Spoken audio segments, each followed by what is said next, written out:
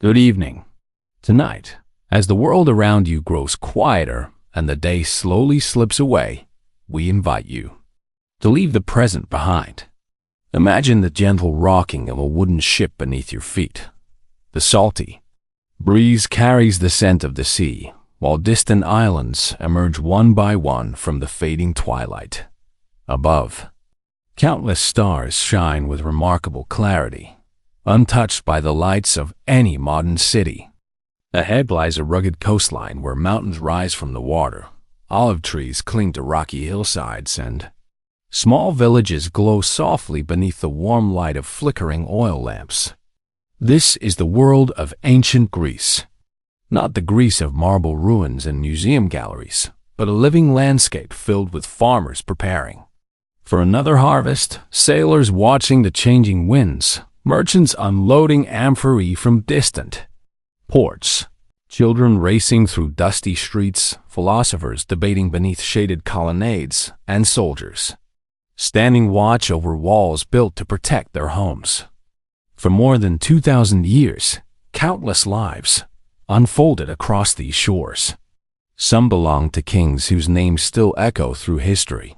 Others belong to ordinary people whose stories were never written down, yet whose labor, traditions, and dreams quietly shaped one of the most influential civilizations the world has ever known. Tonight, we will follow both. Our journey begins long before the famous cities of Athens and Sparta, before democracy, before the Olympic Games, before the teachings of Socrates or the campaigns of Alexander the Great. Another civilization flourished upon the island of Crete. There, magnificent palaces overlooked the sea. Artists painted vibrant frescoes across smooth walls, and skilled sailors connected distant cultures through thriving trade routes. From those early beginnings, we will watch Greece change across the centuries. We will witness kingdoms rise and disappear. We will see villages grow into proud city-states, each fiercely independent, each convinced that its own way of life was the finest. We will walk through bustling marketplaces filled with the aromas of fresh bread, olives, herbs, and roasted fish. We will pause in quiet temples where prayers drift upward with fragrant incense, while priests and priestesses seek guidance from the gods.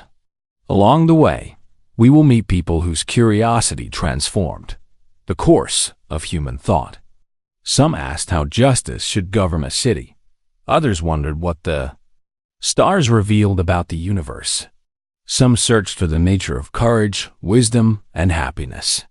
Their questions continue to shape conversations even today. Yet ancient Greece was never simply a story of philosophers and heroes. It was also a land of uncertainty. Earthquakes shook its islands without warning. Harvests could fail after months of careful work. Rival city-states competed for power, wealth, and influence. Great victories were often followed by devastating wars, and periods of remarkable creativity sometimes gave way to hardship and decline. History rarely moves in a straight line. Instead, it unfolds much like the sea surrounding these islands, sometimes calm, sometimes restless, always changing. As we travel together, there is no need to hurry. We will move slowly through each century, allowing the details of daily life to emerge naturally. Listen for the sounds of waves against stone, harbors, the distant call of shepherds guiding their flocks across mountain paths, the rhythmic tapping of craftsmen shaping bronze and marble, and the quiet conversations that fill shaded courtyards as evening settles over the land. Picture the colors that surrounded these people. The deep blue of the Aegean Sea stretching toward the horizon. The silver-green leaves of ancient olive trees shimmering in the breeze. Brilliant white temples standing beneath cloudless skies. Rich crimson cloaks worn during festivals. Golden wheat swaying gently before the summer harvest. These scenes remind us that history was never black and white. It was filled with color, texture, laughter, uncertainty, celebration, and hope. Although thousands of years separate us from those who lived here, many of their daily concerns remain surprisingly familiar. They cared deeply for their families. They worried about the future. They celebrated marriages and mourned losses. They searched for meaning in uncertain times. They hoped that tomorrow might be kinder than yesterday. Perhaps that is why ancient Greece continues to fascinate us. Its monuments are impressive, but it is the people who truly bring this world to life. Before we arrive in the bustling cities that history remembers so well, we must first travel even farther back to a time when Europe's earliest great maritime civilization flourished upon a remarkable island in the southern Aegean. There, surrounded by sparkling waters and protected by a powerful fleet, a culture unlike any before it began to flourish. Its artists painted dolphins dancing across palace walls. Its merchants sailed confidently between distant lands. Its rulers built enormous complexes that puzzled archaeologists for centuries. And its sudden decline would become one of history's enduring mysteries. So settle comfortably, let your breathing slow, default text and allow the gentle rhythm of the ancient sea to carry you back more than 4,000 years.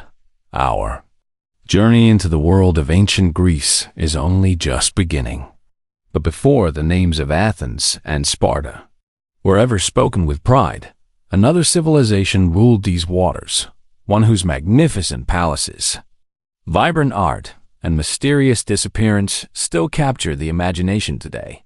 In our next chapter, we step onto the island of Crete to discover the remarkable world of the Minoans. As the first light of dawn spreads across the calm waters of the Aegean Sea, our journey carries us south toward the large island of Crete. Long before Athens became a center of philosophy or Sparta earned its reputation for military discipline, this island was home to a civilization unlike any Europe had seen before. The year is approximately 2000 BC. The sea is already alive with activity. Wooden ships glide across the blue water, their sails catching the gentle morning breeze. Fishermen return with baskets filled from the night's catch, while merchants prepare their cargo for voyages that will carry them to Egypt, Cyprus, and the distant shores of the Near East. Unlike many ancient civilizations, the people of Crete looked toward the sea rather than fearing it. The Aegean was not a barrier. It was a highway connecting cultures, ideas, and prosperity. As our ship approaches the northern coast, a magnificent structure slowly appears above the hills. This is Knossos. From a distance, it looks almost like a small city enclosed within a single palace. Multiple stories rise above broad courtyards.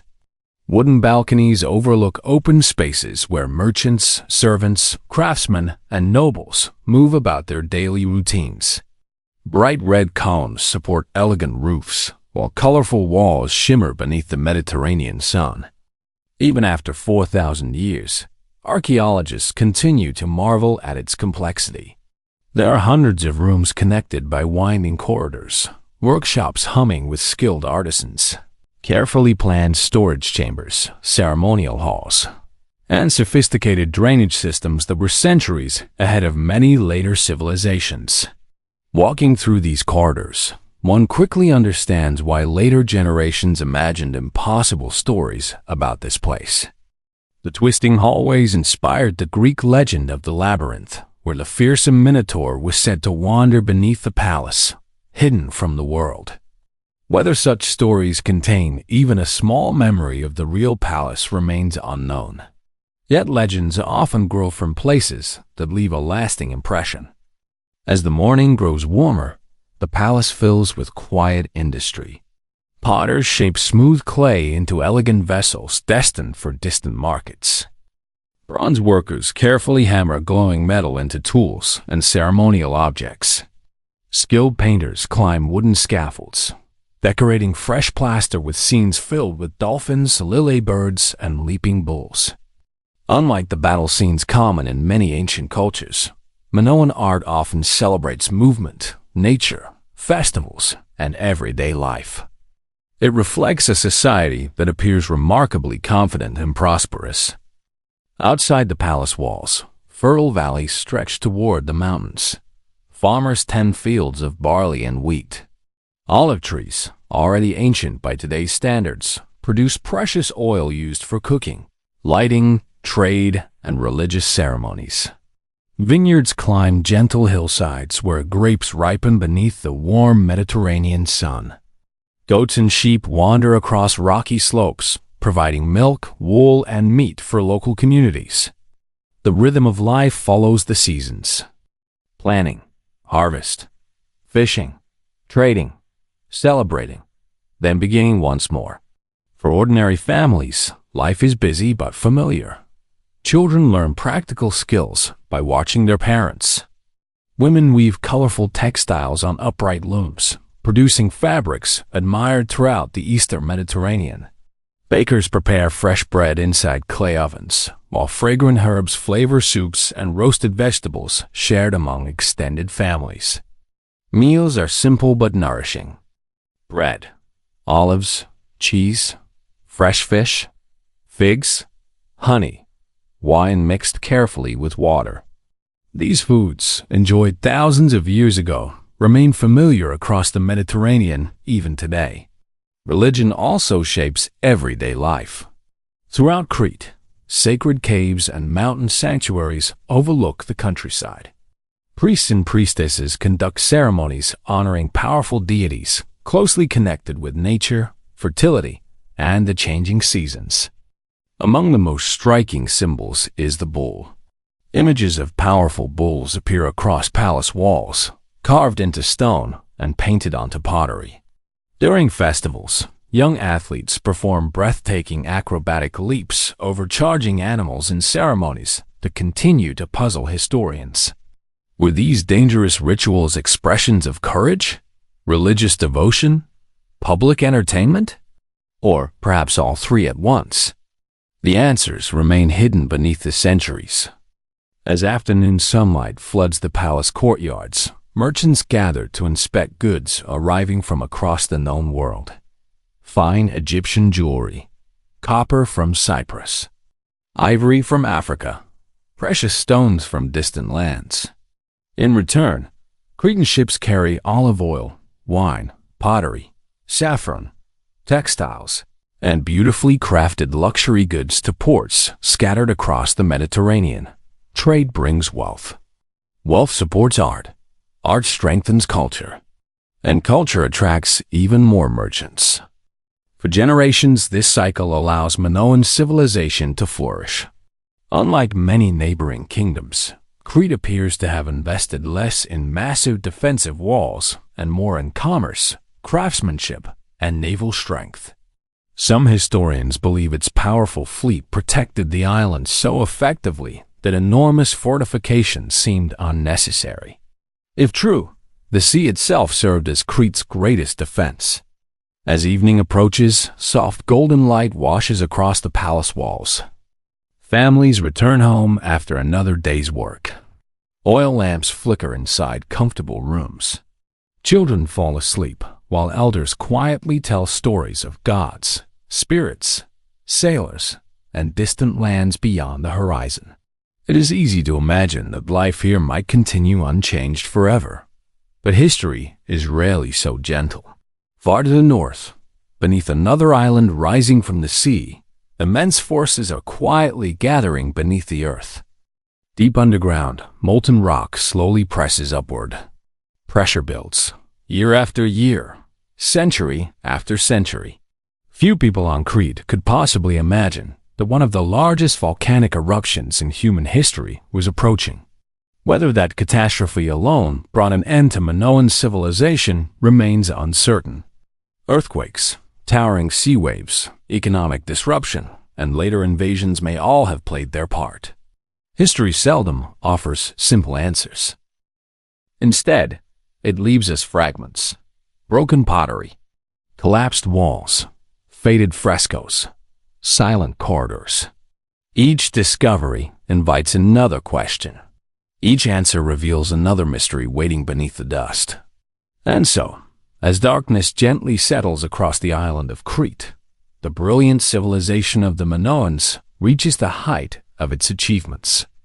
Yet beyond the horizon, another people are steadily growing stronger on the Greek mainland. They admire Minoan wealth.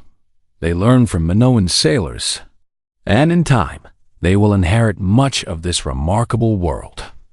Across the narrow waters of the Aegean, powerful kingdoms are rising behind thick stone walls. Their rulers are warriors rather than merchants, and their stories will inspire some of history's greatest legends, including the tale of the Trojan War. In our next chapter, we journey to mainland Greece to meet the Mycenaeans. The morning sun slowly climbs above the rugged mountains of mainland Greece, casting long shadows across rocky valleys and fertile plains. Here, the landscape is different from the gentle shores of Crete. Steep hills dominate the horizon. Narrow passes wind between towering cliffs, and fortified settlements crown the highest ground. This is the homeland of the Mycenaeans.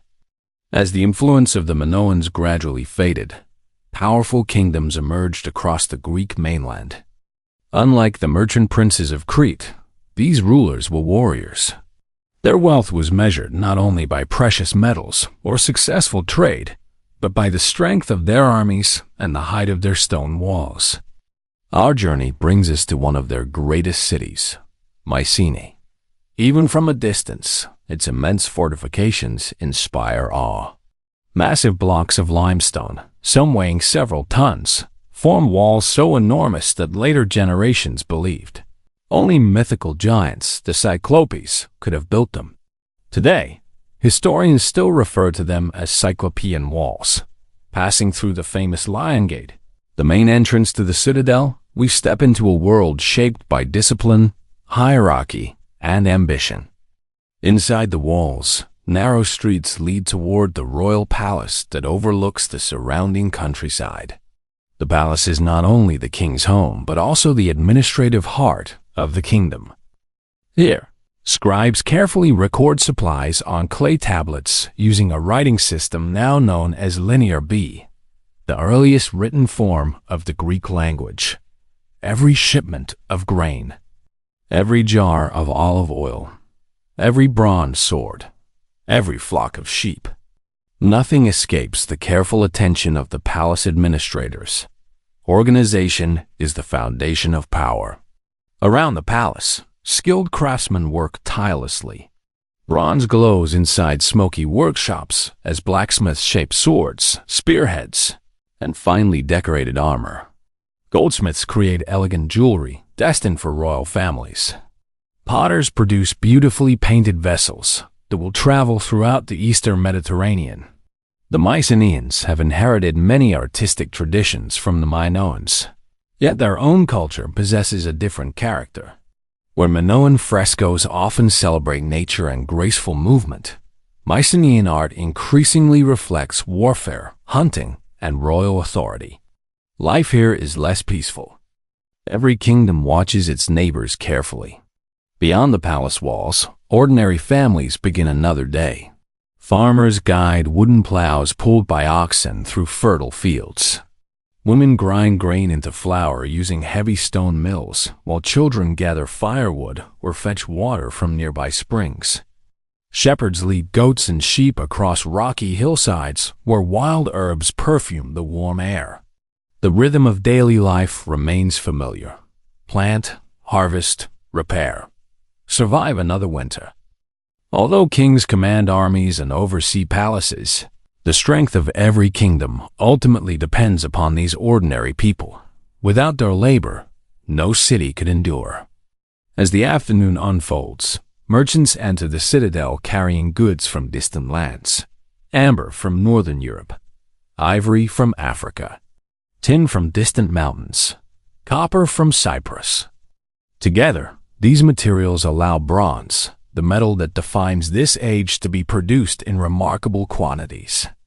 Trade continues to connect the Mycenaeans with civilizations across the Mediterranean, Egypt, Anatolia, the Levant, Cyprus, Crete. Ships sail constantly between these lands, carrying not only goods but also ideas, technologies, and stories. Among those stories are tales of distant cities protected by towering walls. One city, standing beside the narrow straits connecting the Aegean to the Black Sea, grows increasingly wealthy through trade. Its name is Troy. Whether the famous Trojan War occurred exactly as later poets described remains uncertain. Yet archaeological discoveries reveal that Troy was indeed a prosperous city, and conflict between powerful kingdoms was far from unusual during this period. For generations, memories of these struggles were passed from one storyteller to another before eventually inspiring Homer's great epics, the Iliad and the Odyssey. Although legend and history often intertwine, they remind us that real people once lived, loved, and fought beneath these same skies. As evening approaches, preparations begin for a royal ceremony. Inside the palace, servants light oil lamps whose warm glow reflects from polished bronze and painted walls. Nobles gather for an elaborate feast. Large platters of roasted lamb, fresh bread, olives, cheese, figs, honey, wine diluted carefully with water. Musicians perform gentle melodies using lyres and flutes, while guests exchange stories of successful hunts, distant voyages, and military victories. Outside, ordinary families share far simpler meals within modest homes of stone and timber. Yet laughter echoes there as well. Children play beside the evening fire. Grandparents quietly tell stories passed down through generations. Even within a kingdom ruled by powerful warriors, daily life remains centered upon family, community, and hope for tomorrow. As darkness settles over Mycenae, the stars appear one by one above the towering walls. The kingdom seems secure. Its armies are respected. Its trade is flourishing. Its rulers possess immense wealth. Few could imagine that within only a few generations, this entire world would begin to unravel. Across the Eastern Mediterranean, many great civilizations are approaching an age of extraordinary upheaval. Trade routes falter. Cities burn. Palaces fall silent. Entire kingdoms disappear from history. The reasons remain debated even today. Climate change, earthquakes, invasion, internal conflict. Perhaps all played their part. Whatever the cause, the magnificent Bronze Age world is nearing its end. For the Mycenaeans, centuries of prosperity are about to give way to uncertainty unlike anything they have ever known. Their palaces will crumble. Their writing will be forgotten. Many settlements will be abandoned. And Greece will enter one of the most mysterious chapters in its long history. When the great palaces fell silent and their kings vanished from history, Greece entered an age that left almost no written records. For centuries, the light of civilization seemed to dim. Yet from this darkness, an entirely new Greece would slowly emerge. In our next chapter, we journey into the Greek Dark Age, a time of survival, forgotten knowledge, and the quiet beginnings of a remarkable rebirth. The night grows quieter. The bustling palaces of Mycenae have fallen silent. Their great halls no longer echo with the voices of kings or the music of royal banquets. Stone walls that once symbolized strength now stand weathered beneath the open sky. Grass begins to grow between broken stones, while abandoned courtyards slowly surrender to nature. History rarely announces the end of an age with a single dramatic moment.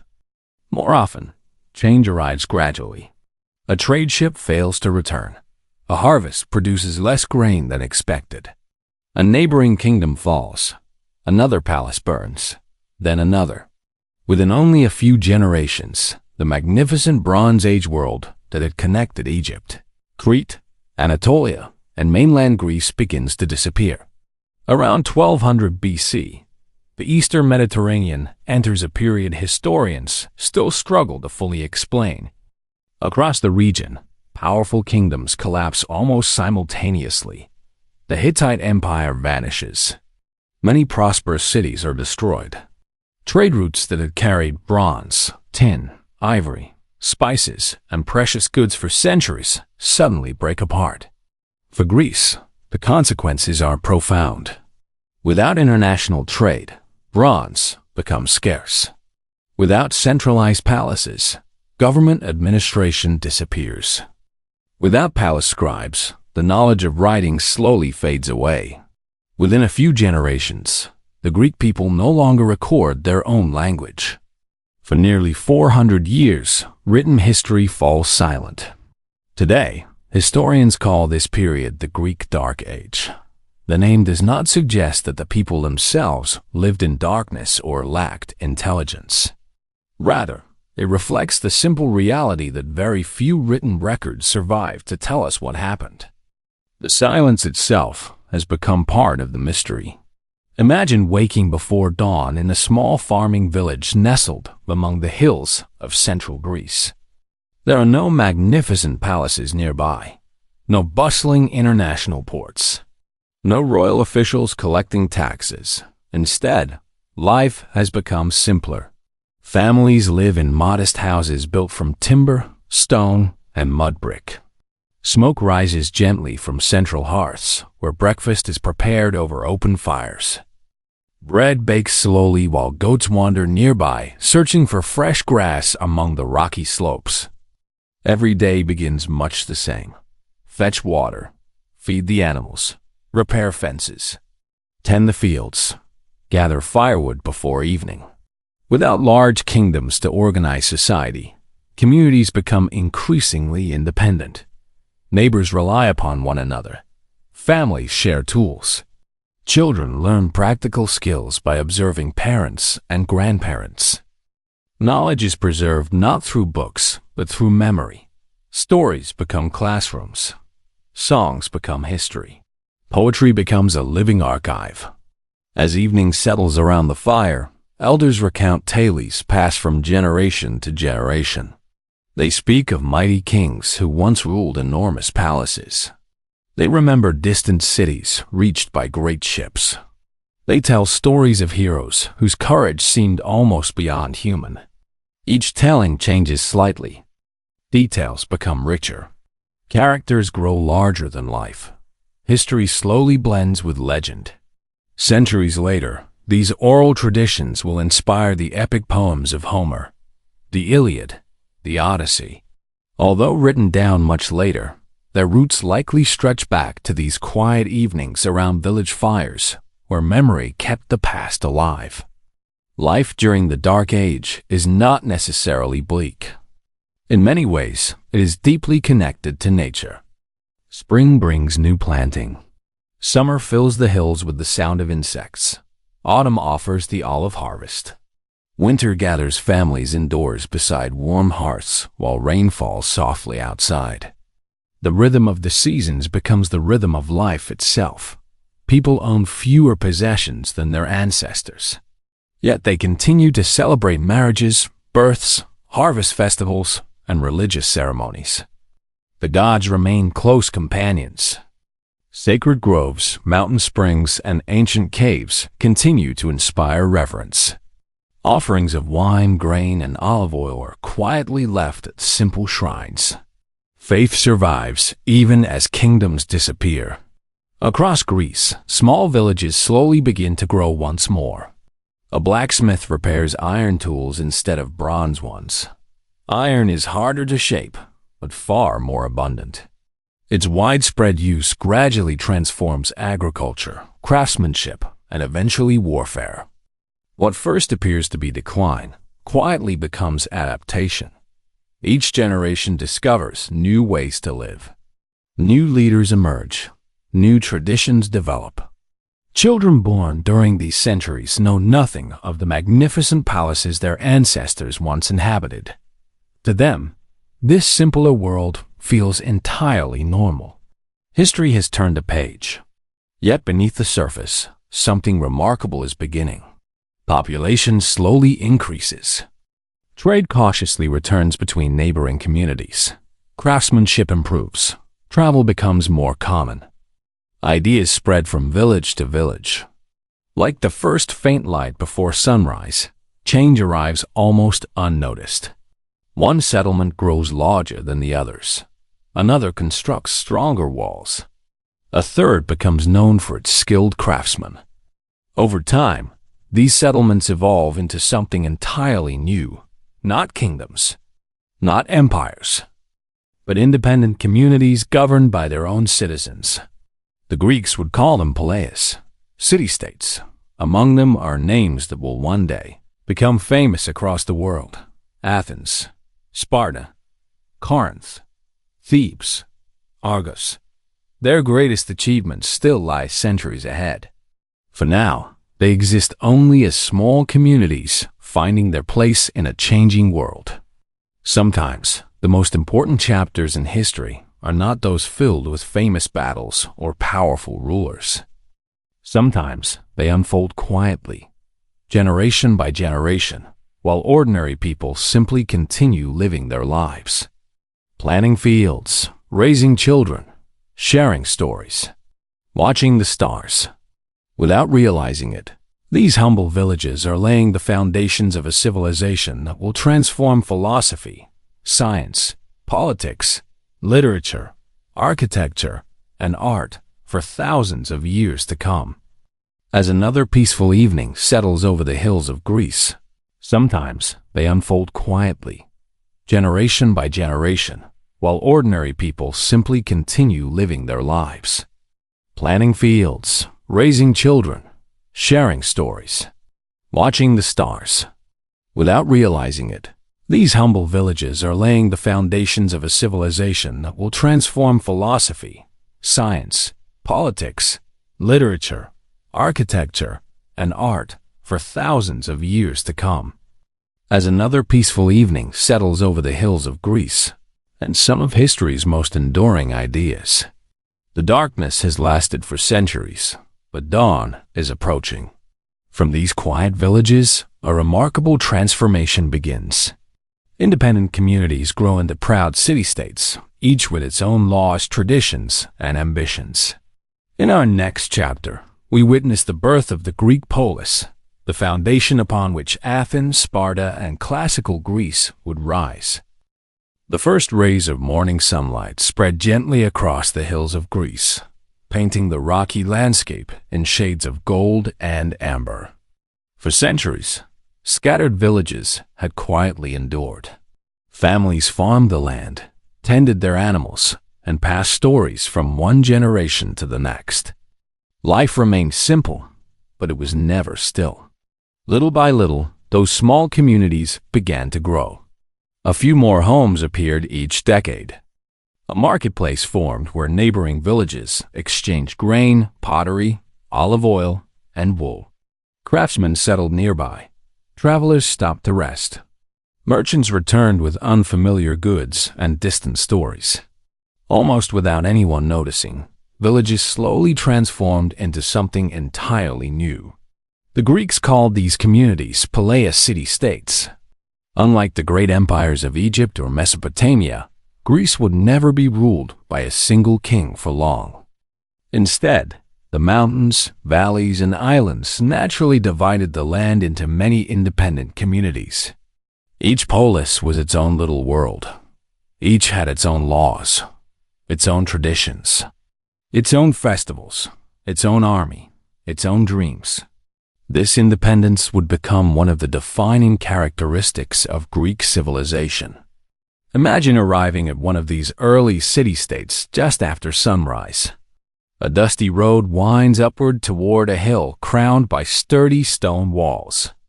Beyond the entrance, narrow streets weave between whitewashed houses built of stone and timber.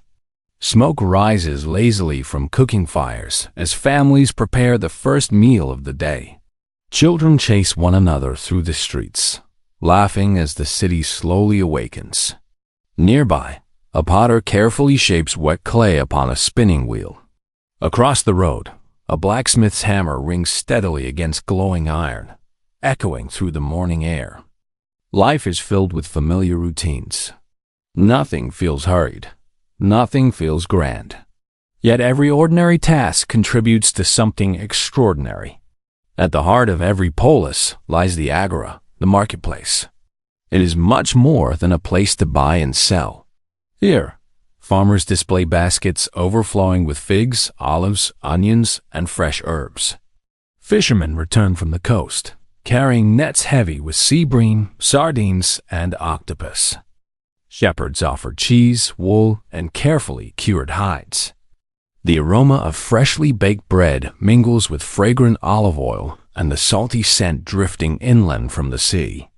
But commerce is only one part of the agora's purpose. People gather here to exchange ideas. News travels from merchant to merchant. Travelers describe distant lands. Neighbors settle disagreements. Local leaders discuss matters affecting the entire community. It is here that conversation becomes one of Greece's greatest traditions. The Greeks valued words almost as highly as weapons. To speak clearly, to persuade others, to question accepted ideas. These skills gradually became marks of an educated citizen. Nearby rises another important landmark, the Acropolis. Usually built upon the highest hill overlooking the city, it serves both practical and spiritual purposes. During times of danger, families can seek refuge behind its walls. In peaceful times, magnificent temples honor the gods believed to watch over the community. From this height, one can see fields stretching toward distant mountains, olive groves shimmering in the breeze, and beyond them, the endless blue waters of the Aegean Sea. It is easy to understand why the Greeks believed their gods lived upon lofty peaks. The landscape itself inspires wonder. Religion remains woven into every part of daily life. Before beginning a journey, sailors quietly pray to Poseidon.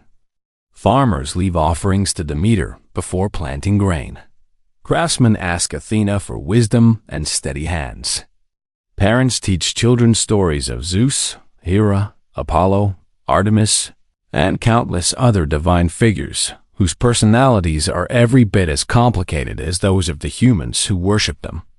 To the Greeks, mythology is not separate from everyday existence.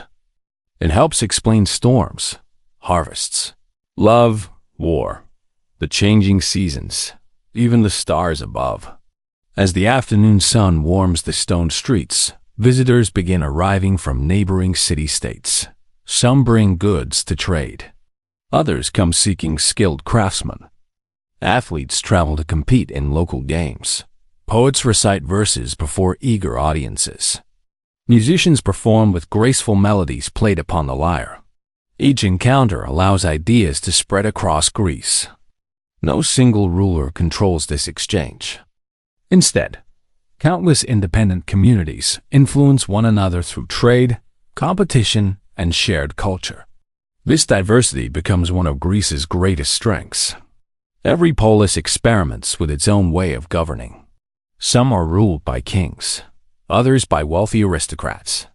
A few experience periods under powerful tyrants, not necessarily cruel rulers as the modern word suggests, but individuals who seize authority outside traditional systems. Over time, certain communities begin exploring an entirely new possibility. Could ordinary citizens play a role in governing themselves? The answer to that question will forever change human history.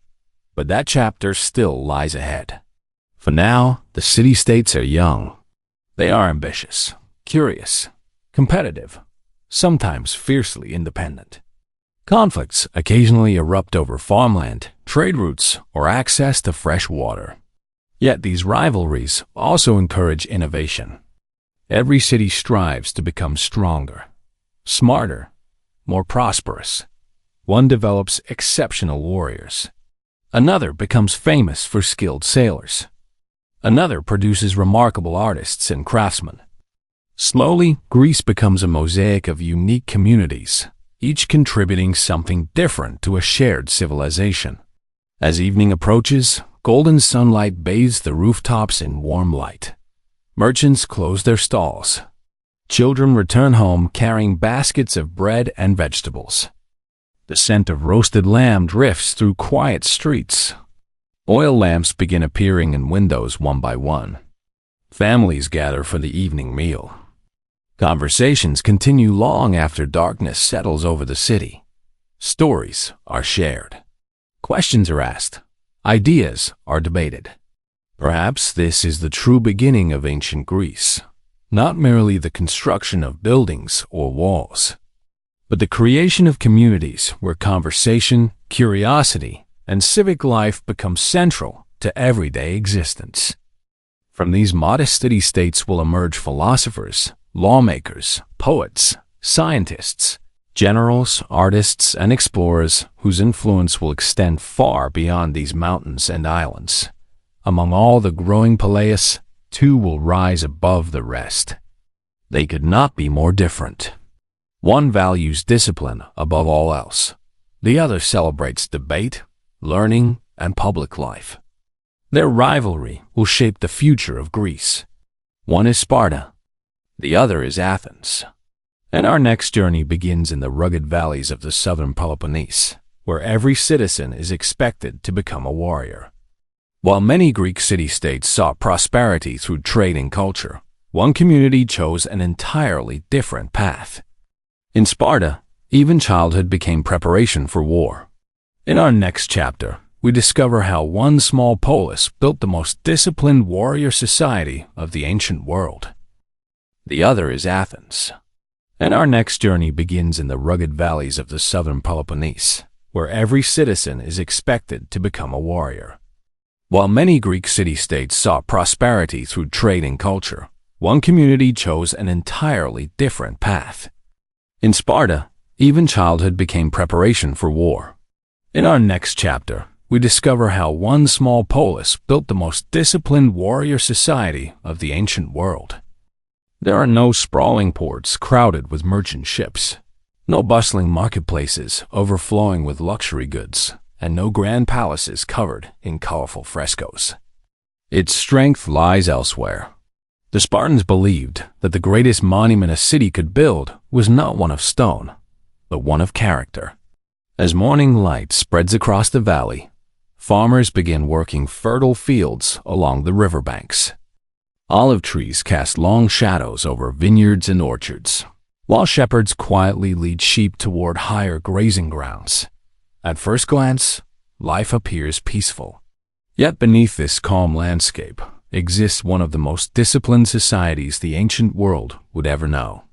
Sparta's people believe that survival depends upon preparation. Every citizen understands that the safety of the community comes before personal comfort. For generations, this belief has shaped every aspect of daily life. Unlike most Greek cities, where merchants, philosophers, and craftsmen occupy positions of honor, Spartan society is organized around military service, the purpose of education, the purpose of government, even the purpose of family life. All are connected to creating disciplined citizens capable of defending the city.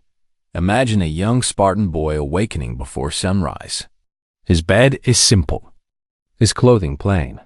Luxury is discouraged. Comfort is considered dangerous if it weakens the body or the mind.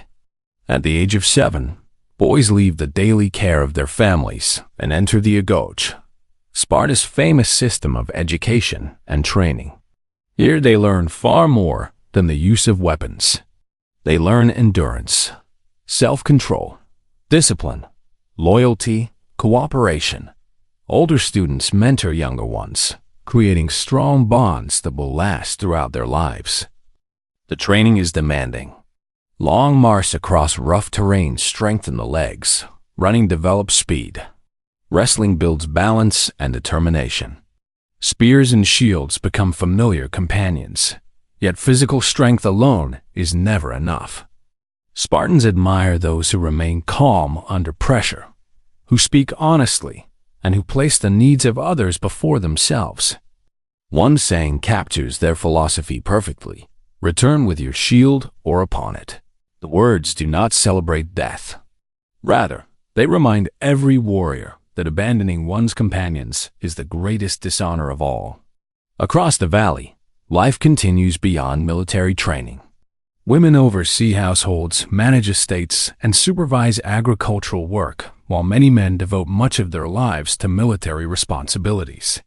Compared with many other ancient societies, Spartan women enjoy a remarkable degree of independence. They receive physical training. They inherit property. They participate actively in managing family affairs.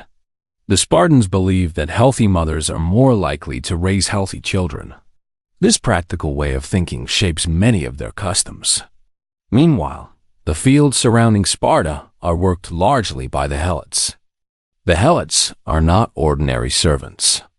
They are a population bound to the land after earlier Spartan conquests, particularly in neighboring Messenia. Their labor produces much of the food that supports Spartan society.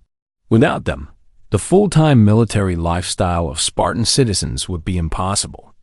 The relationship between Spartans and Helots is complex and often tense. Periodic revolts remind Spartan leaders that maintaining internal stability requires constant vigilance. This hidden reality influences nearly every political decision the city makes. As the afternoon sun climbs higher, groups of soldiers practice together in open fields. Bronze helmets gleam brightly beneath the sunlight. Round shields overlap to form an almost continuous wall. Long spears point forward in perfect alignment. Every movement is deliberate. Every step synchronized. The individual matters, but the formation matters more. This style of warfare, known as the phalanx, depends upon trust. Each soldier protects the man beside him while depending upon another to guard his own exposed side. Victory belongs not to the strongest individual, but to the most disciplined group. As the years pass, Sparta earns a reputation throughout Greece. Some admire its discipline. Others fear its military power. Many struggle to understand a society that willingly sacrifices comfort for strength. Travelers often remark upon the simplicity of Spartan life. Homes remain modest. Public displays of wealth are discouraged. Citizens are expected to eat together in communal dining groups called syssitia. Meals are intentionally plain. One famous Spartan dish, known as black broth, becomes legendary throughout Greece. Visitors rarely praise its flavor. Spartans do not seem to mind. For them, food serves nourishment rather than pleasure. As evening approaches, soldiers return from training. The valley grows peaceful once again. Families gather quietly. Oil lamps illuminate simple homes. Children listen as elders recount stories of Leonidas, of courageous ancestors, and of heroes who placed honor above fear. Although Leonidas himself will live centuries later, the values that make his stand at Thermopylae famous are already deeply rooted within Spartan culture. Honor, discipline, sacrifice, loyalty, these principles shape generation after generation. Yet Sparta is not without contradictions. Its military excellence brings security, but its rigid traditions leave little room for artistic experimentation or philosophical debate. Where other Greek cities encourage questioning and innovation, Sparta values continuity and obedience. Its people believe that preserving what already works is wiser than constantly seeking change. Neither approach is entirely right or wrong. Each reflects different ideas about what creates a strong society. History will eventually place these contrasting philosophies side by side. Because while Sparta perfects the art of discipline, another city is quietly becoming famous for something entirely different. Across the mountains to the northeast, overlooking the sparkling waters of the Aegean, citizens gather not to practice military drills, but to debate ideas. There, words carry almost as much influence as swords. Questions are welcomed. New laws are proposed. Philosophers challenge accepted beliefs. Artists celebrate beauty. Architects imagine magnificent temples unlike anything the world has seen before. That city is Athens. Its story will shape the future of democracy, philosophy, literature, and science. As darkness gently settles over the quiet valley of Sparta, stars begin appearing above the surrounding mountains. The sounds of the training grounds fade into silence. The river continues its slow journey toward the sea, just as it has for countless generations. Tomorrow, before sunrise, the routine will begin again. Another day of discipline, another day of preparation, another day in one of history's most remarkable warrior societies. While Sparta sought strength through discipline and military excellence, another city discovered a different source of power, the power of ideas. In our next chapter, we travel to Athens, where democracy, philosophy, theater, and curiosity would reshape human history. The first light of dawn glows softly over the hills of Attica. Far to the east, the rising sun slowly emerges from the Aegean Sea, painting the sky with shades of pale gold, rose, and soft blue. Gentle waves lap against the busy harbor of Piraeus, where fishing boats sway quietly beside larger merchant ships preparing for another day's voyage. Unlike the disciplined silence of Sparta, Athens awakens with conversation. The voices of fishermen mingle with the cries of gulls circling overhead. Merchants begin unloading amphorae filled with olive oil, wine, and grain. Sailors from distant lands exchange greetings in unfamiliar accents, bringing with them stories from Egypt, Phoenicia, Sicily, and the Black Sea. Athens is not only a city, it is a meeting place of ideas. Following the road inland from the harbor, we arrive beneath the shadow of a great rocky hill. High above the city rises the Acropolis, crowned with temples that catch the first rays of morning sunlight.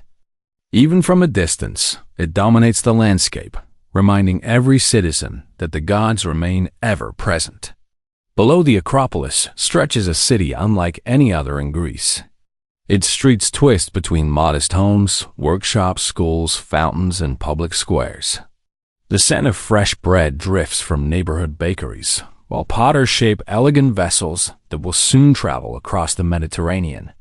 Children hurry through narrow lanes, carrying small wax tablets for their lessons. Artisans open wooden shutters to begin another day's work. Philosophers stroll slowly beneath shaded walkways, already deep in conversation. Here, curiosity is almost a way of life. At the center of Athens lies the Agora.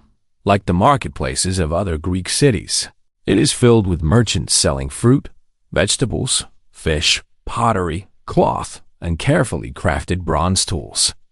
But something else makes this place extraordinary. People gather not only to trade goods, but to exchange ideas. One man argues that new laws are needed. Another questions whether justice should always favor the wealthy. Nearby, two friends discuss the movements of the stars. A traveler describes strange customs observed in distant Egypt. Every conversation adds another thread to the growing fabric of Athenian life. For the Athenians, asking questions is not considered disrespectful. It is considered essential. Many centuries before universities existed, Athens becomes one of the world's greatest classrooms. Around the 6th and 5th centuries BC, the city begins experimenting with a remarkable new form of government. The Greek word is demokratia, the rule of the people. This idea does not yet resemble the democracies of today. Women, enslaved people, and foreigners are excluded from political participation. Only adult male citizens may vote in the public assembly. By modern standards, it is limited. Yet for its own time, it is revolutionary. Instead of allowing one king to make every decision, thousands of citizens gather to debate laws, approve public projects, and decide matters of war and peace. Imagine standing among them. The morning sun warms the stone beneath your feet as voices rise around you. Some speakers are calm and thoughtful, others passionate and persuasive. Every argument is carefully examined. Every decision carries consequences for the entire city. For perhaps the first time in history, large numbers of ordinary citizens participate directly in governing their own community. The process is imperfect, sometimes emotional, occasionally unfair. Yet it plants a seed that will continue growing for thousands of years. As midday approaches, the city becomes even more vibrant. Builders shape marble blocks destined for magnificent temples. Painters decorate pottery with scenes from mythology.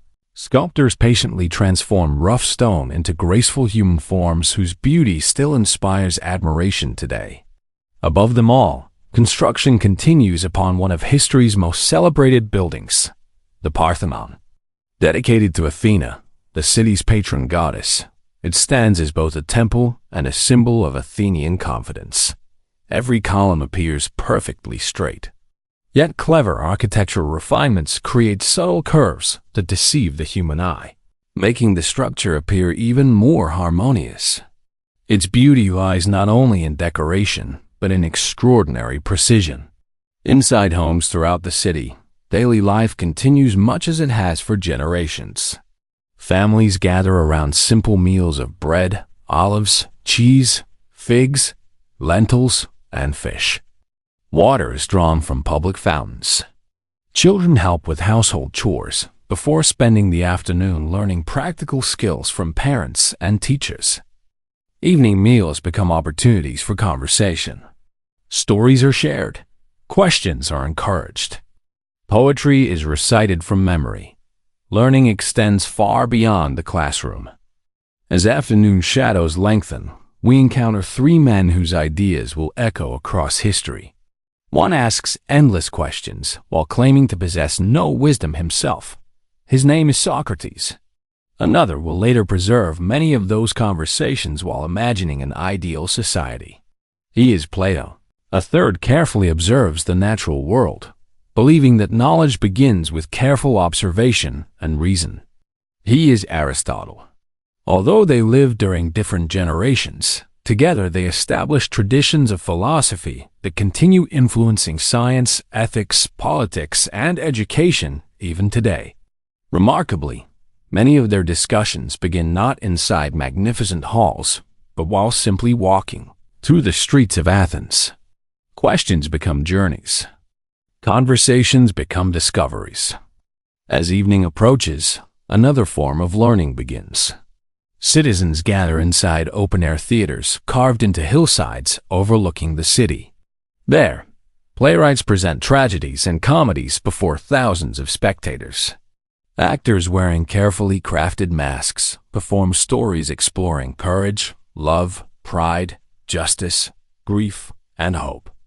The audience laughs together, reflects together, sometimes mourns together. The theater becomes not merely entertainment, but a place where society examines itself. Art serves wisdom. As darkness gradually settles across Athens, oil lamps flicker in windows throughout the city. The Acropolis glows softly beneath the moonlight. Ships rest quietly within the harbor. Conversations continue long into the night. Athens has become one of the most remarkable cities the ancient world has ever known. Yet prosperity often attracts powerful enemies.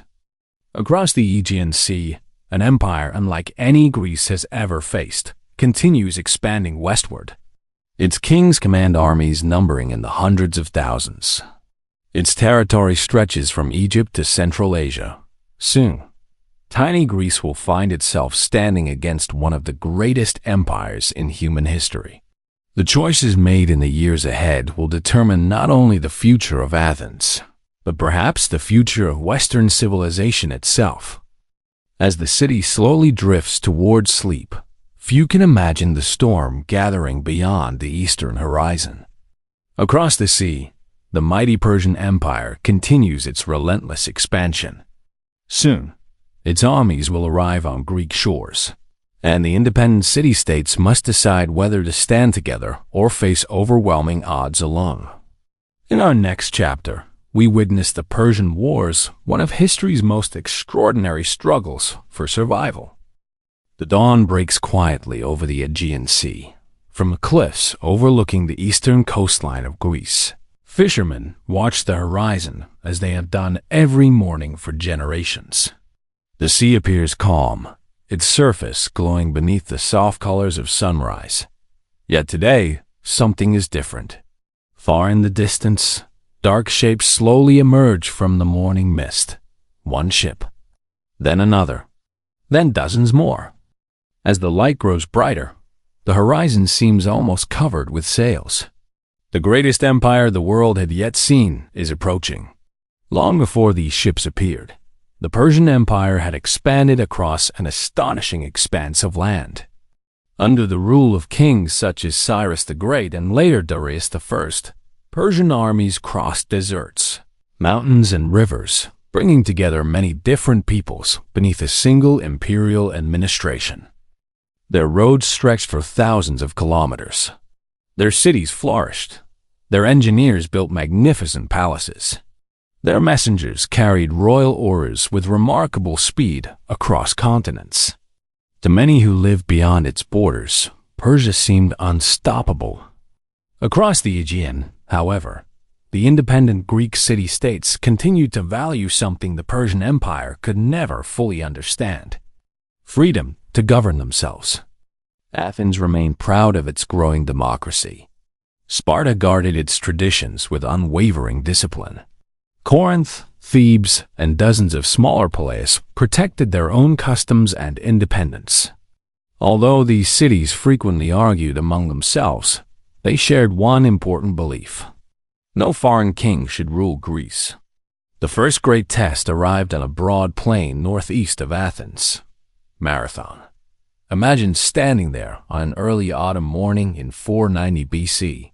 The air carries the scent of wild thyme growing across the nearby hills. Gentle waves roll onto the sandy shore while thousands of Persian soldiers prepare their camp. Across the plain, a much smaller Greek force quietly assembles. Most are ordinary citizens: farmers, potters, blacksmiths, merchants, men who have left their homes not because they are professional soldiers, but because their city depends upon them. Their armor gleams beneath the morning sun. Bronze helmets, round shields, long spears. Each man understands the danger before him, yet fear does not prevent them from standing together. As the battle begins, the Greeks do something unexpected. Instead of waiting for the Persians to advance, they charge. Across the open plain they run, shields held firmly before them. The distance closes rapidly. Within moments, spear meets spear. Shield strikes shield. Dust rises into the morning air. The struggle is fierce. But through discipline, determination, and the strength of the phalanx formation, the Athenians achieve a remarkable victory. The Persian invasion is turned back. According to later tradition, a messenger runs from Marathon to Athens to announce the victory before collapsing from exhaustion. Whether every detail of this story is true remains uncertain. Yet, it has inspired the modern marathon race, reminding us how powerful historical memory can become. For a brief moment, Greece celebrates. But wise leaders understand that Persia has not been defeated forever. They know another invasion will surely come, and it does. 10 years later, under King Xerxes I, an even greater army marched toward Greece. Ancient writers describe numbers so vast they seem almost unimaginable. Modern historians believe the army was smaller than those early accounts suggest, yet it was still enormous by the standards of the ancient world. Its soldiers come from every corner of the empire: Persians, Medes, Egyptians, Babylonians, Phoenicians, many languages, many cultures, one emperor. As news of the approaching invasion spreads, the Greek city-states face a difficult choice: continue their rivalries, or unite. For perhaps the first time, many choose cooperation over competition. Their first stand takes place at a narrow mountain pass called Thermopylae. The landscape itself becomes an ally. Steep cliffs rise on one side. The sea lies close on the other. Only a small number of soldiers can fight at once. Here, King Leonidas of Sparta leads approximately 300 Spartan warriors, joined by several thousand allies from other Greek cities. For 3 days they hold the pass, not because they expect to win, but because every hour they delay the Persian advance gives other Greek cities precious time to prepare. Eventually, A hidden mountain path allows Persian forces to surround the defenders. Realizing escape is impossible, Leonidas and many of his companions choose to remain. Their sacrifice becomes one of history's most enduring symbols of courage and duty. Yet the story of the Persian Wars does not end there. While armies clash on land, another battle is unfolding at sea. Near the island of Salamis, narrow waters separate the Greek mainland from the islands beyond. Themistocles, one of Athens' most gifted leaders, understands that the larger Persian fleet cannot easily maneuver within these confined channels. He convinces the Greek commanders to fight there. As dawn rises over the strait, hundreds of triremes glide silently across the calm water. Each warship carries around 200 men. Rowers grip their oars. Marines prepare their shields. Captains watch the changing wind. Then the battle begins. The narrow waters prevent the massive Persian fleet from fully deploying. Greek ships, faster and more maneuverable, ram enemy vessels with bronze-covered prows. Chaos spreads across the crowded strait. Broken masts drift upon the waves, oars splinter. Crews struggle to rescue survivors from the sea. By sunset, the Persian fleet has suffered a devastating defeat. Without secure naval support, supplying the enormous invasion army becomes increasingly difficult. Gradually, the balance begins to shift. The following year, Greek forces achieve another decisive victory at Plataea. Together, these victories end Persia's attempt to conquer mainland Greece. Peace does not immediately follow, nor do rivalries disappear. Yet something important has changed. The Greeks have discovered that despite their many differences, they are capable of standing together when faced with overwhelming danger. The victories also transform Athens. Its navy, strengthened during the wars, becomes the foundation of a growing maritime alliance. Trade flourishes once again. Wealth returns. Art, philosophy, architecture, and science begin entering what historians now call the Golden Age of Athens. Without the Persian Wars, the remarkable cultural flowering might never have unfolded in quite the same way. As evening settles over the now peaceful waters of Salamis, gentle waves once again wash against quiet shores. Fishing boats return to familiar harbors. Children play beside village wells. Farmers harvest olives beneath the fading light. Life resumes.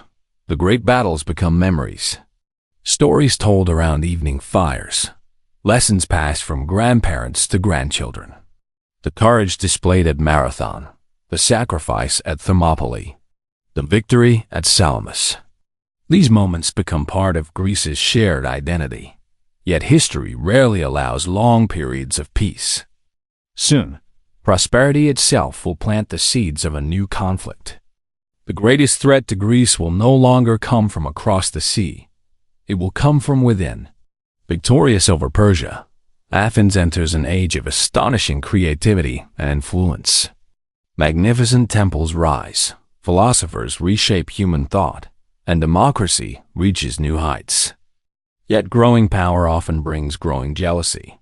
In our next chapter, we enter the Golden Age of Athens and witness the first shadows of a rivalry that will divide Greece itself.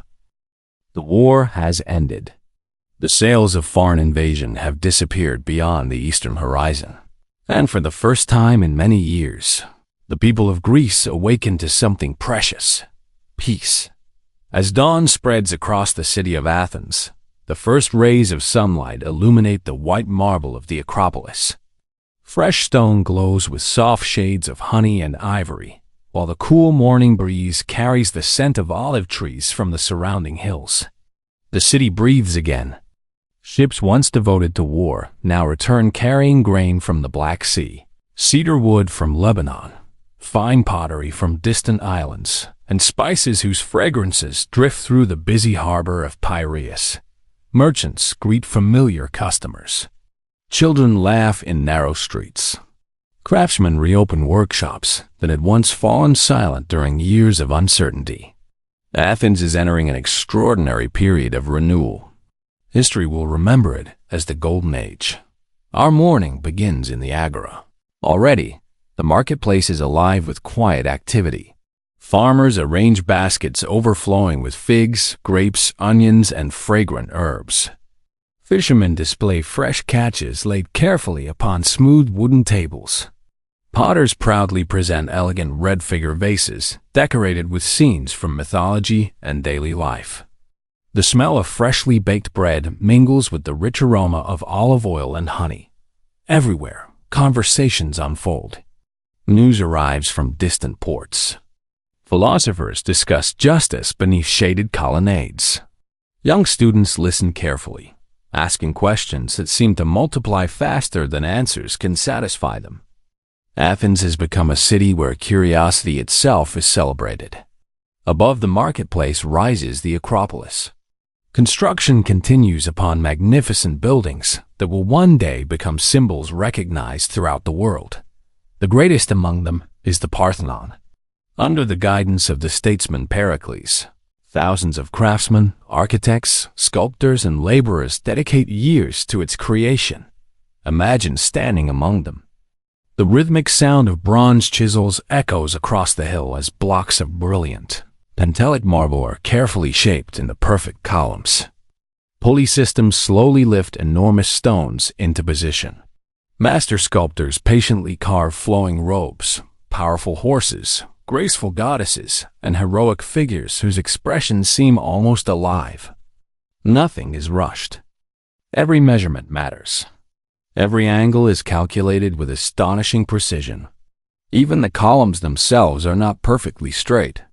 They curve almost imperceptibly, correcting subtle optical illusions so that the building appears flawlessly balanced when viewed from below. It is architecture not only for the eye, but for the mind. Within the city below, ordinary life flourishes alongside these grand achievements. A baker rises long before sunrise to prepare bread for the neighborhood. His family grinds grain into fine flour using heavy stone mills before mixing dough with water, salt, and olive oil. Nearby, a weaver patiently guides colorful threads through a wooden loom, creating cloth that will become tunics, cloaks, and household linens. Children accompany their parents through busy streets, learning practical skills simply by watching and helping. Education is considered an essential part of becoming a thoughtful citizen. Young boys study reading, writing, music, poetry, and physical exercise. Teachers encourage memory, discipline, and careful reasoning. Learning is not limited to facts. It is also about character. Girls usually receive education within the household, where they learn the responsibilities of family life, textile production, and household management. Although opportunities differ greatly between men and women in Athens, every member of society contributes to the city's daily rhythm. As midday approaches, the city grows warmer. Beneath shaded walkways, one elderly man continues asking simple questions that often leave younger citizens deep in thought. What is justice? What is courage? What does it truly mean to live a good life? His name is Socrates. He owns few possessions. He writes nothing. Instead, his greatest tool is conversation. By gently questioning assumptions rather than delivering lectures, he encourages others to examine their own beliefs. Many admire him. Others find him deeply unsettling. Yet his influence will extend far beyond his own lifetime. Not far away, playwrights prepare new performances for the great theater of Dionysus. Thousands of spectators gather upon stone seats carved into the hillside. Today, they will witness stories of kings, heroes, families, and ordinary people confronting difficult choices. Some plays inspire laughter. Others bring audiences to tears. The Greeks believed theater should do more than entertain. It should help people better understand themselves. Music fills the air. The sound of the lyre accompanies choral voices rising beneath the open sky. For a few hours, the entire city reflects together upon justice, pride, compassion, ambition, and forgiveness. Art becomes another form of education. As afternoon slowly fades toward evening, ships continue arriving at Piraeus. Athens has become one of the Mediterranean's greatest trading centers. Merchants exchange Egyptian papyrus, Phoenician dye, Cypriot copper, Sicilian grain, and fine perfumes from the East. Every new arrival introduces unfamiliar customs and fresh ideas. The city grows wealthier. Its influence expands. But prosperity also carries hidden dangers. Many neighboring Greek cities begin watching Athens with increasing concern. Its navy dominates the sea. Its alliances grow stronger. Its confidence becomes unmistakable. To some, Athens appears less like an equal partner and more like a rising empire. Far away in Sparta, leaders observe these developments carefully. Their society values discipline, simplicity, military strength. They view the growing power of Athens with quiet suspicion. The two greatest cities in Greece had defeated a common enemy. Now they begin wondering whether the other might become a threat instead. History often reminds us that peace can contain the seeds of future conflict. As the evening sky turns shades of amber and deep violet, families gather upon rooftops and courtyards to enjoy cooler air after the heat of the day. Oil lamps flicker gently inside homes. Children grow sleepy, while grandparents tell stories of the gods and heroes whose adventures have become woven into Greek identity. High above them all, the Parthenon glows softly beneath the first stars of the night. Its marble reflects the moonlight with quiet elegance. No one standing here could possibly know that these peaceful years will one day be remembered as one of humanity's greatest periods of artistic and intellectual achievement. Nor can they fully foresee the difficult choices waiting just beyond the horizon. The city has reached extraordinary heights. Yet the higher civilizations rise, the farther they sometimes have to fall. As Athens grows richer, stronger, and more influential, its former allies begin to grow uneasy. Across the Peloponnese, Sparta watches every decision with increasing concern. Soon, rivalry will replace cooperation, and Greece will descend into a devastating conflict between its two greatest powers. In our next chapter, we witness the Peloponnesian War. The evening breeze drifts gently across the Aegean Sea. Merchant ships still sail between the islands. Fishermen still cast their nets before sunrise. Olive trees continue to sway beneath the warm Mediterranean sun. To an ordinary traveler, Greece appears as peaceful as ever. Yet beneath this familiar rhythm, something has quietly changed. The friendships forged during the Persian Wars have begun to fade. The city-states that once stood shoulder to shoulder against a mighty empire now watch one another with growing suspicion. Athens has become wealthy beyond anything its citizens could have imagined a generation earlier. Its navy patrols the sea. Its allies contribute ships, silver, and resources to the Delian League, an alliance originally created to defend Greece from future Persian attacks. Over time, however, that alliance begins to change. The treasury is moved from the sacred island of Delos to Athens itself. Money collected from allied cities helps build magnificent temples, strengthen the navy, and beautify the capital. Many Athenians see this as wise leadership. Many allies begin to see something else: dependence. Across the mountains of the Peloponnese, Sparta watches carefully. Its leaders have little interest in marble temples or grand theaters. Their attention remains fixed on security, discipline, balance. To them, Athens appears to be growing too powerful, too confident, too willing to direct the affairs of other Greek cities. Neither side truly desires a great war. Yet history often reminds us that conflicts sometimes grow from fear as much as from ambition. A disagreement over one city, a dispute involving another ally, a treaty interpreted differently by each side. Small decisions accumulate like falling leaves until, one day, there are simply too many to ignore. In 431 BC, the long peace finally ends. The Peloponnesian War begins. Imagine waking in a quiet farming village outside Athens. Only yesterday, your greatest concerns involved the coming harvest and whether enough rain would fall before summer. Today, everything is different. Neighbors speak in hushed voices. Young men gather their shields and spears. Families embrace loved ones without knowing when or if they will return. War is no longer a distant story. It has arrived at their doorstep. The strategy adopted by Athens is unusual. Rather than confronting Sparta's powerful army directly, the Athenians withdraw behind their immense defensive walls. These famous long walls connect the city to its harbor at Piraeus, allowing food and supplies to continue arriving by sea. From the safety of the walls, Athens relies upon its unmatched navy. Meanwhile, Spartan armies march through the countryside, burning crops and villages surrounding the city. Each side possesses strengths the other cannot easily overcome.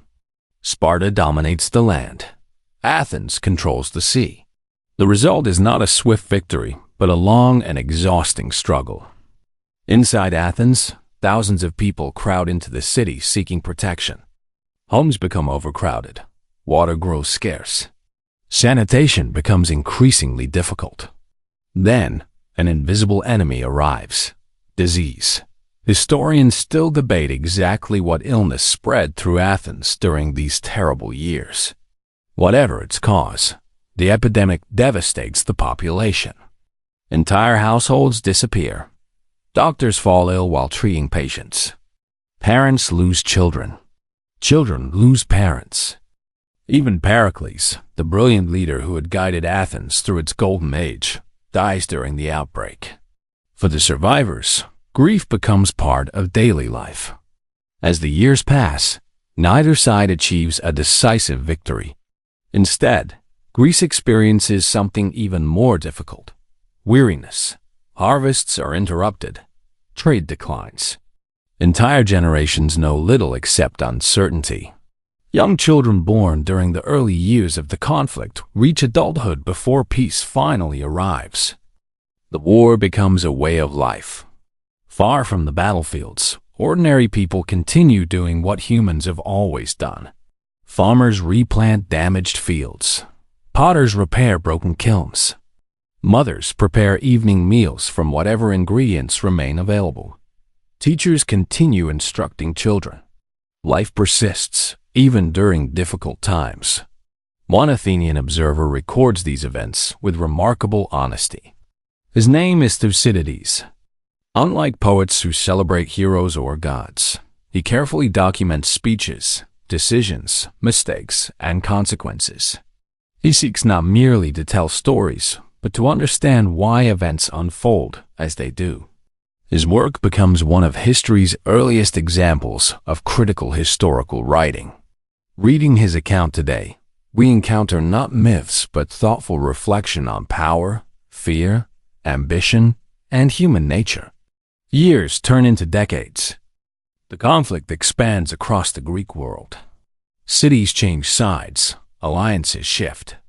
Naval victories are followed by crushing defeats. Moments of hope are often replaced by fresh disappointment.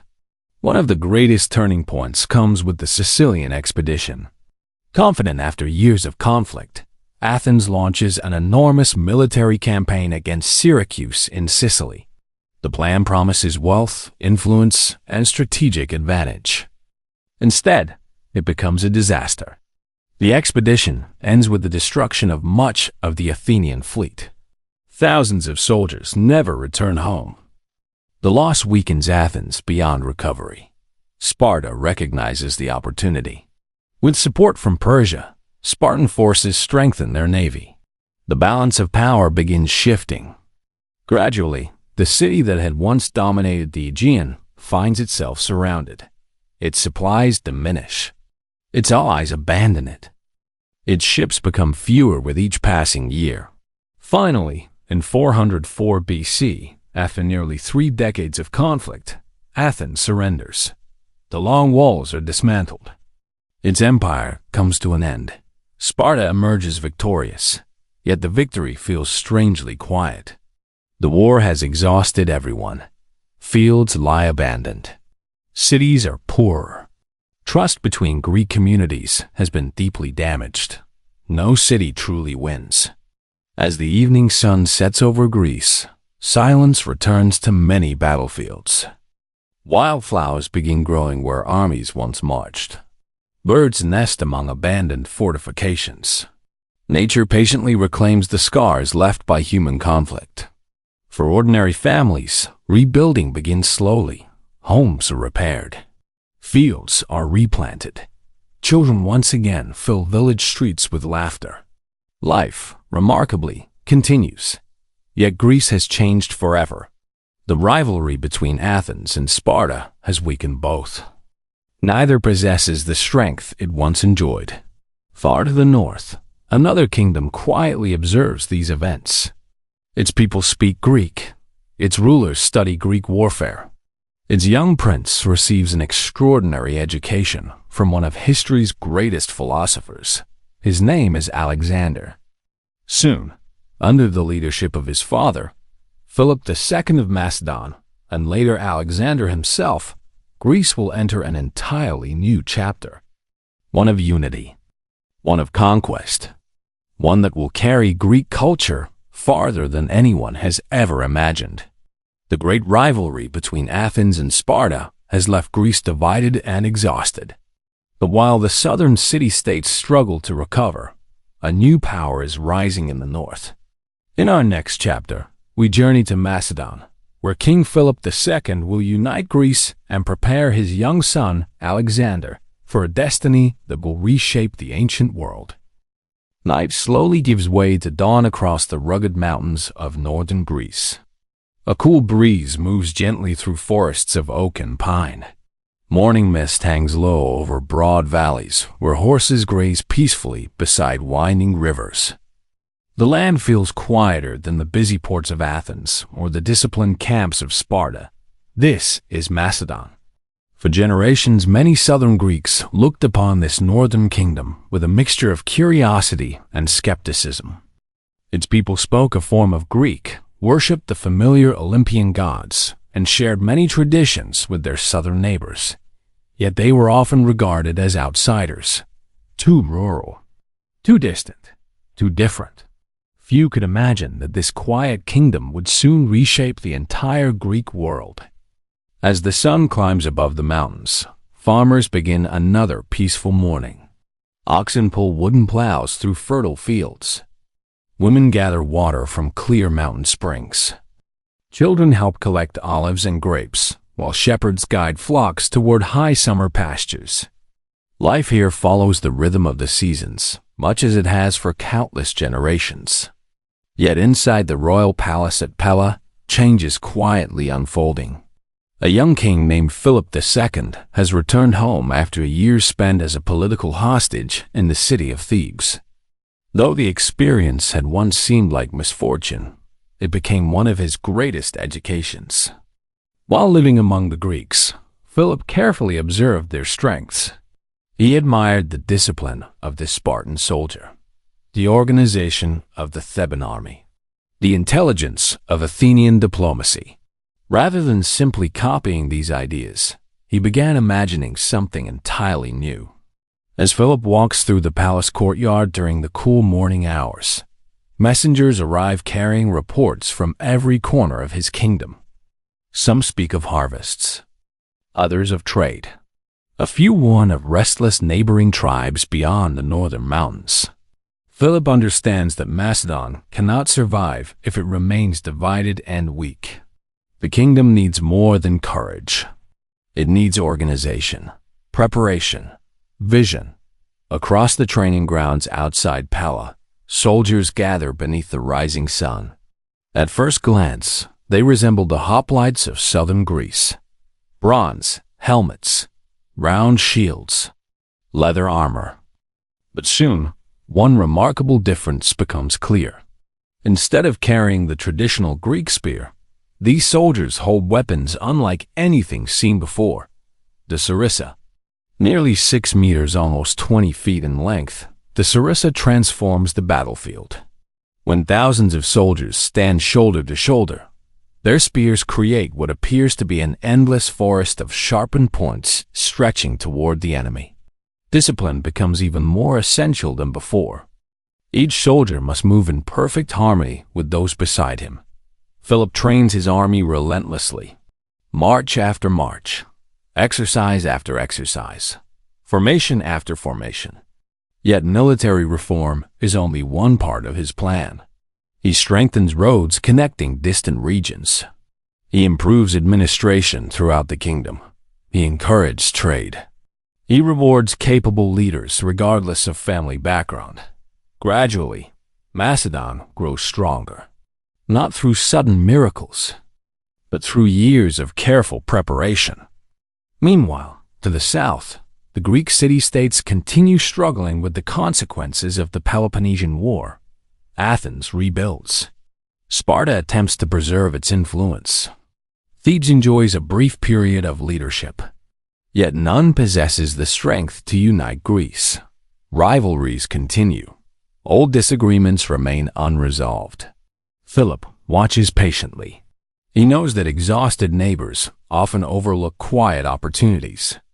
As afternoon sunlight warms the hills, ambassadors arrive from cities across Greece. Some seek alliances. Others hope to prevent conflict. Philip welcomes them all. He understands that words can sometimes accomplish what armies cannot. Whenever diplomacy succeeds, he prefers peace. But he also prepares carefully for the possibility that peace may fail. Years pass. Macedon's influence steadily expands. Its mines produce silver and gold. Its horse breeders become famous throughout the region. Its soldiers earn growing respect. At last, the inevitable confrontation arrives. In 338 BC, near the small town of Chaeronea, Macedonian forces face a coalition of Greek city-states led by Athens and Thebes. Morning mist covers the fields as thousands of soldiers quietly take their positions. Among the Macedonian cavalry rides a young prince. He is only 18 years old. His name is Alexander.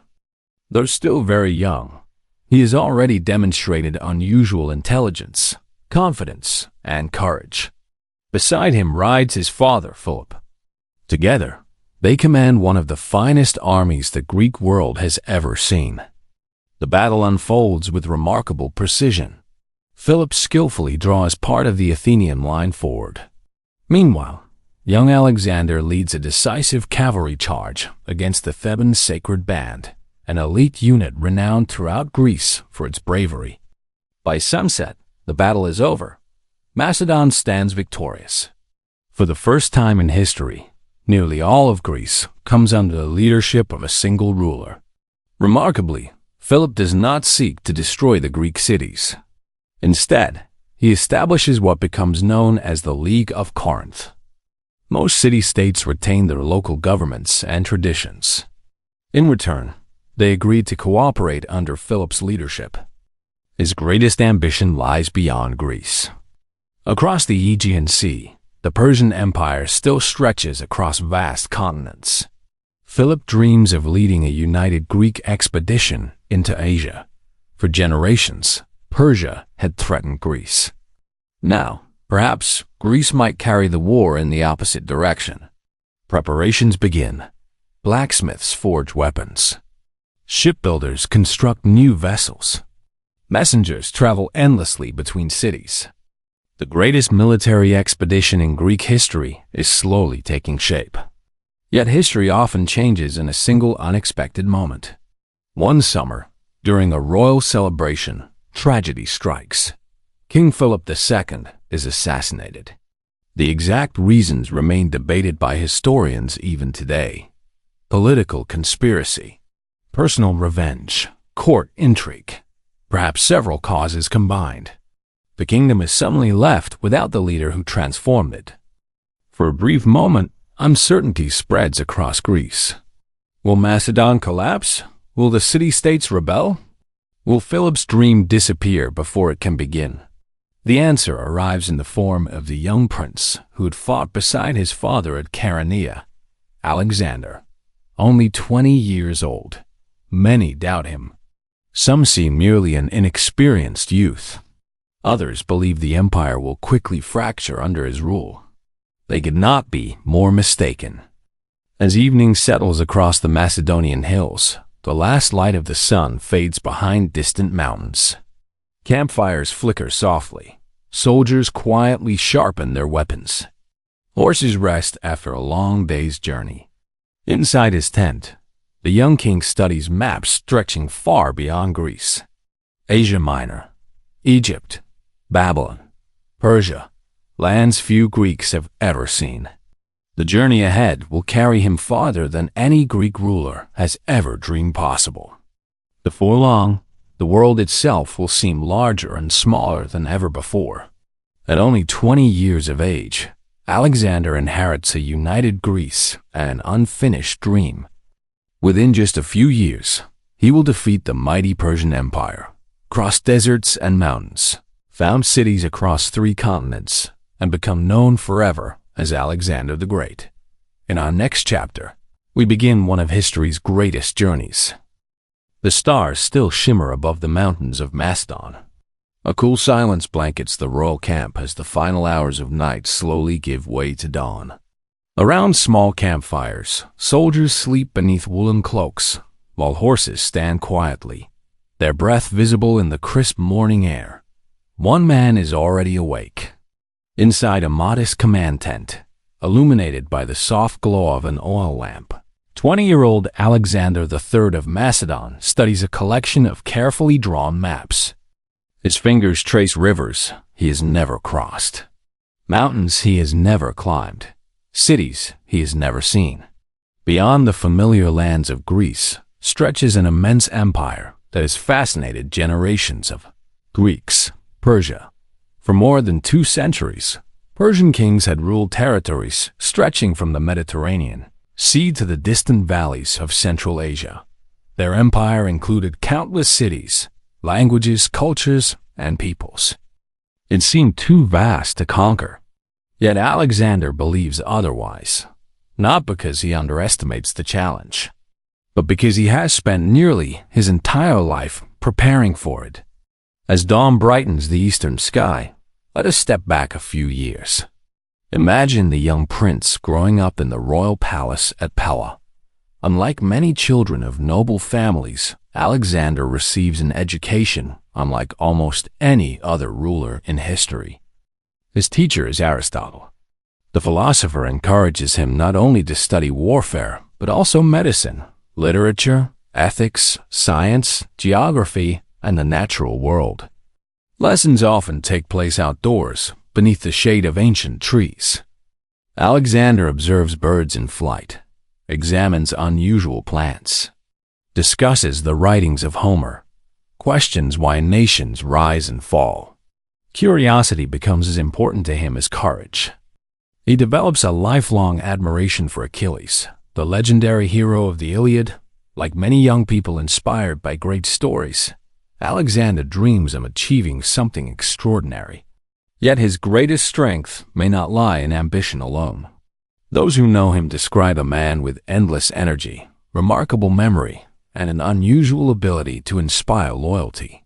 He remembers the names of his companions. He shares hardships alongside ordinary soldiers. He listens carefully before making difficult decisions. These qualities earn him deep respect long before his greatest victories. Now, standing on the shore of the Hellespont, the narrow strait separating Europe from Asia, Alexander pauses. The sea is calm. Morning sunlight sparkles across gentle waves. Thousands of soldiers wait silently behind him.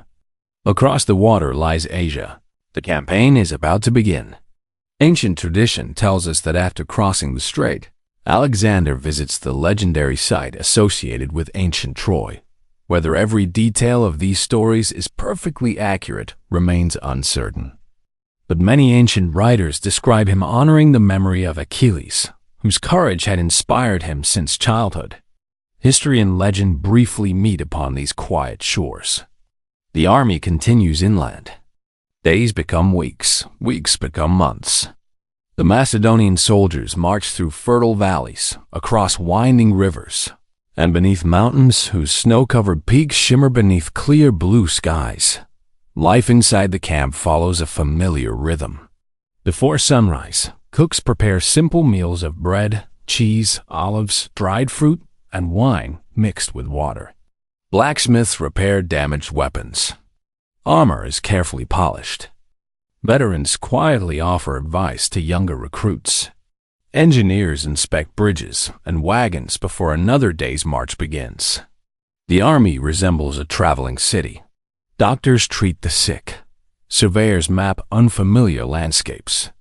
Messengers ride constantly between different divisions. Historians and scholars record important events. Alexander understands that successful expeditions require far more than brave soldiers. Soon, news arrives.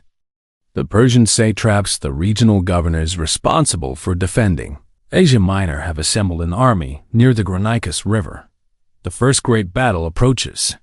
As evening falls before the confrontation, campfires glow across the valley. Some soldiers quietly sharpen their swords. Others write messages home. Many simply gaze upward. The same stars shining above Greece now shine above Asia. Fear visits every camp before every battle. Even experienced veterans understand that tomorrow remains uncertain. Alexander moves calmly among his men. Rather than remaining distant inside luxurious quarters, he speaks with officers, encourages younger soldiers, and listens to concerns. Leadership, he believes, begins with presence. Morning arrives. Mist rises gently above the Granicus River. The Persian army occupies the opposite bank. Its cavalry lines the shoreline while infantry waits behind. Crossing the river under enemy attack seems extraordinarily dangerous. Many advisors recommend waiting.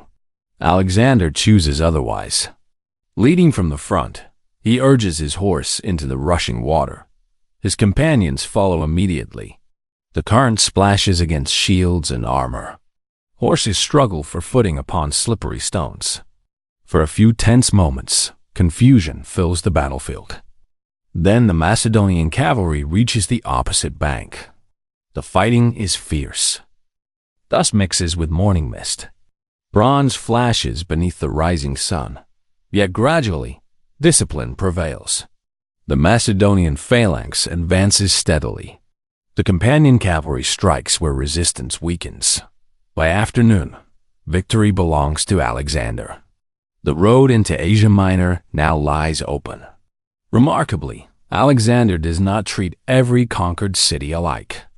Those that surrender peacefully are often allowed to retain many local customs. He appoints administrators, repairs damaged infrastructure, respects many local religious traditions. His goal is not simply destruction. He intends to govern. As the campaign continues, city after city opens its gates. Some welcome him willingly, others resist. Each presents new challenges.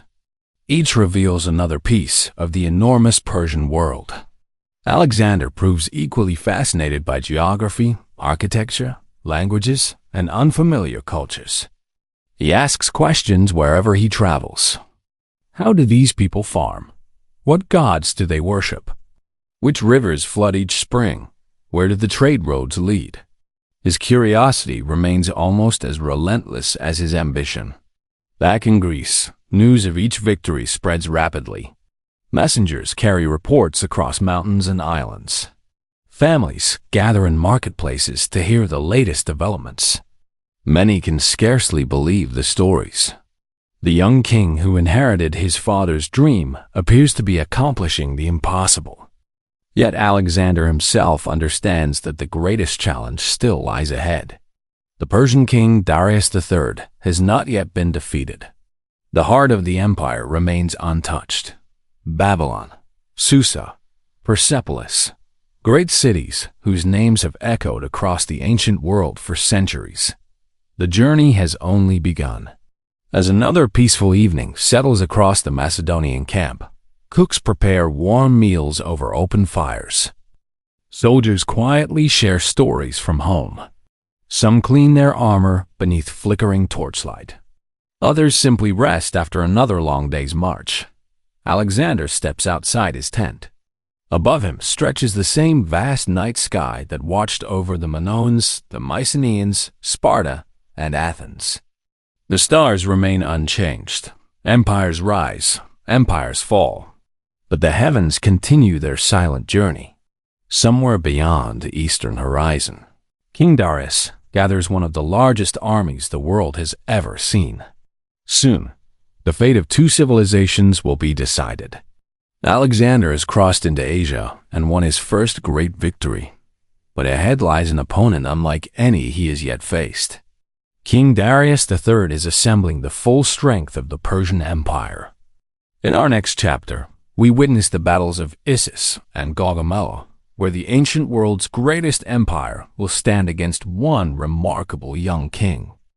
The first light of dawn spreads across the wide plains of northern Syria. A cool breeze stirs the tall grasses, and the morning air is filled with the songs of distant birds. Dew clings to wildflowers growing beside quiet streams, while far beyond the hills, two great armies prepare for a meeting that will shape the course of history. Yet for now, the world is still. The soldiers wake slowly. Some warm their hands beside small cooking fires. Others quietly polish bronze helmets, already worn smooth by months of marching. A few write short letters home, uncertain if they will ever have the chance to send them. For Alexander's army, this has become a familiar rhythm. Walk, rest, cross rivers, climb mountains, sleep beneath unfamiliar stars.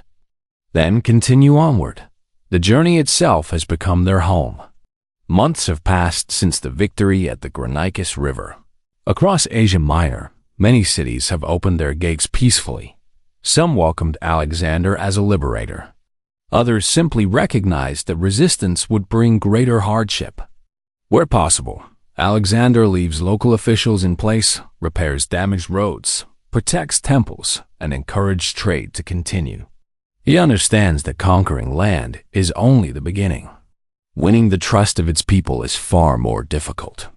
Far to the east, however, another ruler is making preparations of his own. King Darius III, ruler of the Persian Empire, has gathered a vast new army. Messengers ride endlessly across the empire's royal road. From Babylon comes seasoned infantry. From the Iranian plateau arrive noble cavalry. Archers march from distant provinces. Engineers, physicians, cooks, scribes, merchants, and servants all accompany the enormous force. The Persian Empire still possesses immense wealth. Its resources seem almost endless.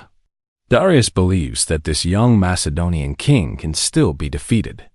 The two armies finally approach one another near a narrow coastal plain called Issus in 333 BC. The landscape is unusual. Towering mountains press close against the sea, leaving only a narrow strip of land where armies can maneuver. Ironically, the enormous Persian force cannot fully use its numerical advantage. Nature itself shapes the battlefield. As sunrise brightens the valley, Alexander rides calmly along his lines. He speaks with officers. He encourages younger soldiers. He reminds them not only of the battles they have already survived, but also of the families waiting for them back in Greece and Macedon. Many soldiers have marched beside him for years. They trust him completely. Across the field, Darius watches from his magnificent royal chariot. Around him stand richly dressed nobles beneath colorful banners representing dozens of different peoples united under the Persian crown. It is one of the most diverse armies the ancient world has ever assembled. The battle begins. The clash of shields echoes between the mountains. Horsemen charge across open ground. Archers release clouds of arrows that briefly darken the morning sky. Dust rises beneath thousands of marching feet. Through the confusion, Alexander searches constantly for opportunity. Rather than attacking everywhere at once, he concentrates his strongest cavalry against a single point in the Persian line. When the opening appears, he strikes. The attack creates growing confusion. Soon, King Darius chooses to leave the battlefield. His retreat quickly spreads uncertainty throughout the Persian army. What had begun as an orderly withdrawal soon becomes a general retreat. The victory belongs once again to Alexander. Yet perhaps the most remarkable event occurs after the battle. Among those left behind are members of the Persian royal family. Alexander orders that they be treated with dignity and respect. They are not humiliated. They are not harmed. Instead, they receive protection. Ancient historians record that this unexpected generosity surprised many throughout the ancient world. For Alexander, victory need not require cruelty. The campaign continues southward. Rather than marching immediately toward the Persian heartland, Alexander secures the eastern Mediterranean coastline. The great island city of Tyre presents the greatest challenge. Protected by towering walls rising directly from the sea, it appears nearly impossible to capture. Instead of abandoning the siege, Alexander orders one of the most ambitious engineering projects of the ancient world. Stone by stone, timber by timber, his engineers construct a massive causeway reaching from the mainland to the island itself. Month after month, the work continues. Soldiers become laborers.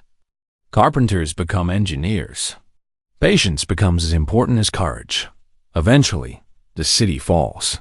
Farther south, Alexander enters Egypt, where he is welcomed by many as a liberator rather than a conqueror. The Egyptians had lived under Persian rule for generations. Now they greet the young Macedonian king with celebration. There, beside the Mediterranean Sea, Alexander chooses the site for a new city. He names it Alexandria. At the time, it is little more than an ambitious plan sketched upon the sandy coastline. Yet within centuries, Alexandria will become one of the greatest centers of learning in human history. Its famous library will gather knowledge from across the known world. Scholars from many cultures will study together there. A simple decision made during one peaceful afternoon will shape civilization for generations. As another year passes, the campaign turns once more toward the east. King Darius has assembled yet another army. This time, he carefully chooses open ground near the village of Gaugamela, where his superior numbers and cavalry can maneuver freely. The battlefield stretches wide beneath an endless sky. Unlike Issus, there will be no mountains to restrict movement. The Persian king prepares the field itself. Workers clear rocks and uneven ground so that war chariots equipped with sharp blades can charge more effectively. Everything is ready. The night before the battle, many Macedonian officers struggle to sleep. Some quietly sharpen swords. Others whisper prayers to Zeus and Athena. Alexander, however, reportedly rests calmly. Whether every detail is true, ancient writers consistently describe his remarkable confidence before difficult moments. When dawn arrives, sunlight slowly reveals one of history's greatest armies. The Persian line seems to stretch endlessly across the plain. War elephants, scythed chariots, thousands of cavalry, infantry from every corner of the empire. The sight alone must have been overwhelming. Yet Alexander remains focused. Rather than attacking directly, he gradually moves his army sideways, patiently, carefully. The unexpected movement forces the Persian line to stretch farther and farther. Small gaps begin appearing. The moment he has been waiting for finally arrives. Leading the companion cavalry once again, Alexander charges directly toward the center. The Macedonian phalanx advances with disciplined precision. Dust fills the morning air. Commands echo across the battlefield. Then, just as at Issus, the Persian center begins to give way. Darius retreats. This time, there will be no rebuilding the empire. The road to Babylon now lies open. Soon afterward, Alexander enters the magnificent cities of Babylon, Susa, and finally Persepolis. Towering palaces display breathtaking wealth. Gardens bloom beside grand halls, supported by towering columns. Treasuries overflow with gold, silver, precious fabrics, and works of art collected across centuries. The Persian Empire, once believed invincible, has fallen. Yet standing among these extraordinary buildings, Alexander appears less interested in treasure than in history itself. He walks through ancient palaces built by kings who ruled long before his birth. He studies unfamiliar customs. He admires Persian craftsmanship. He increasingly begins adopting elements of Persian dress and ceremony. Some Macedonian companions find these changes uncomfortable. Others understand what Alexander seems to realize. He is no longer merely king of Macedon. He now governs an empire unlike any the Greek world has ever imagined. As evening settles over Persepolis, warm light from thousands of oil lamps flickers across carved stone reliefs showing representatives from distant nations, bringing gifts to Persian kings. The empire may have fallen. Its culture has not.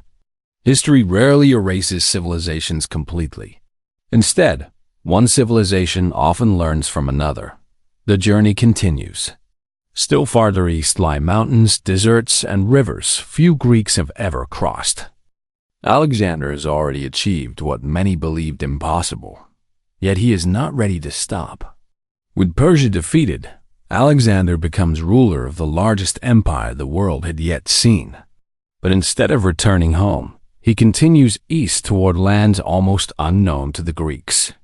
In our next chapter, we follow him across Central Asia and into India, where the limits of both empire and human endurance will finally be tested.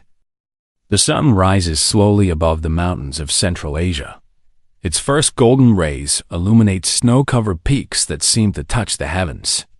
Far below, icy rivers carve their way through deep valleys before disappearing into vast plains stretching toward distant deserts. For the soldiers of Alexander's army, this is unlike anything they have ever known. The familiar olive groves of Greece are now thousands of kilometers behind them. The marble temples of Athens have become memories. The warm shores of the Aegean feel almost like another lifetime. Yet the journey continues.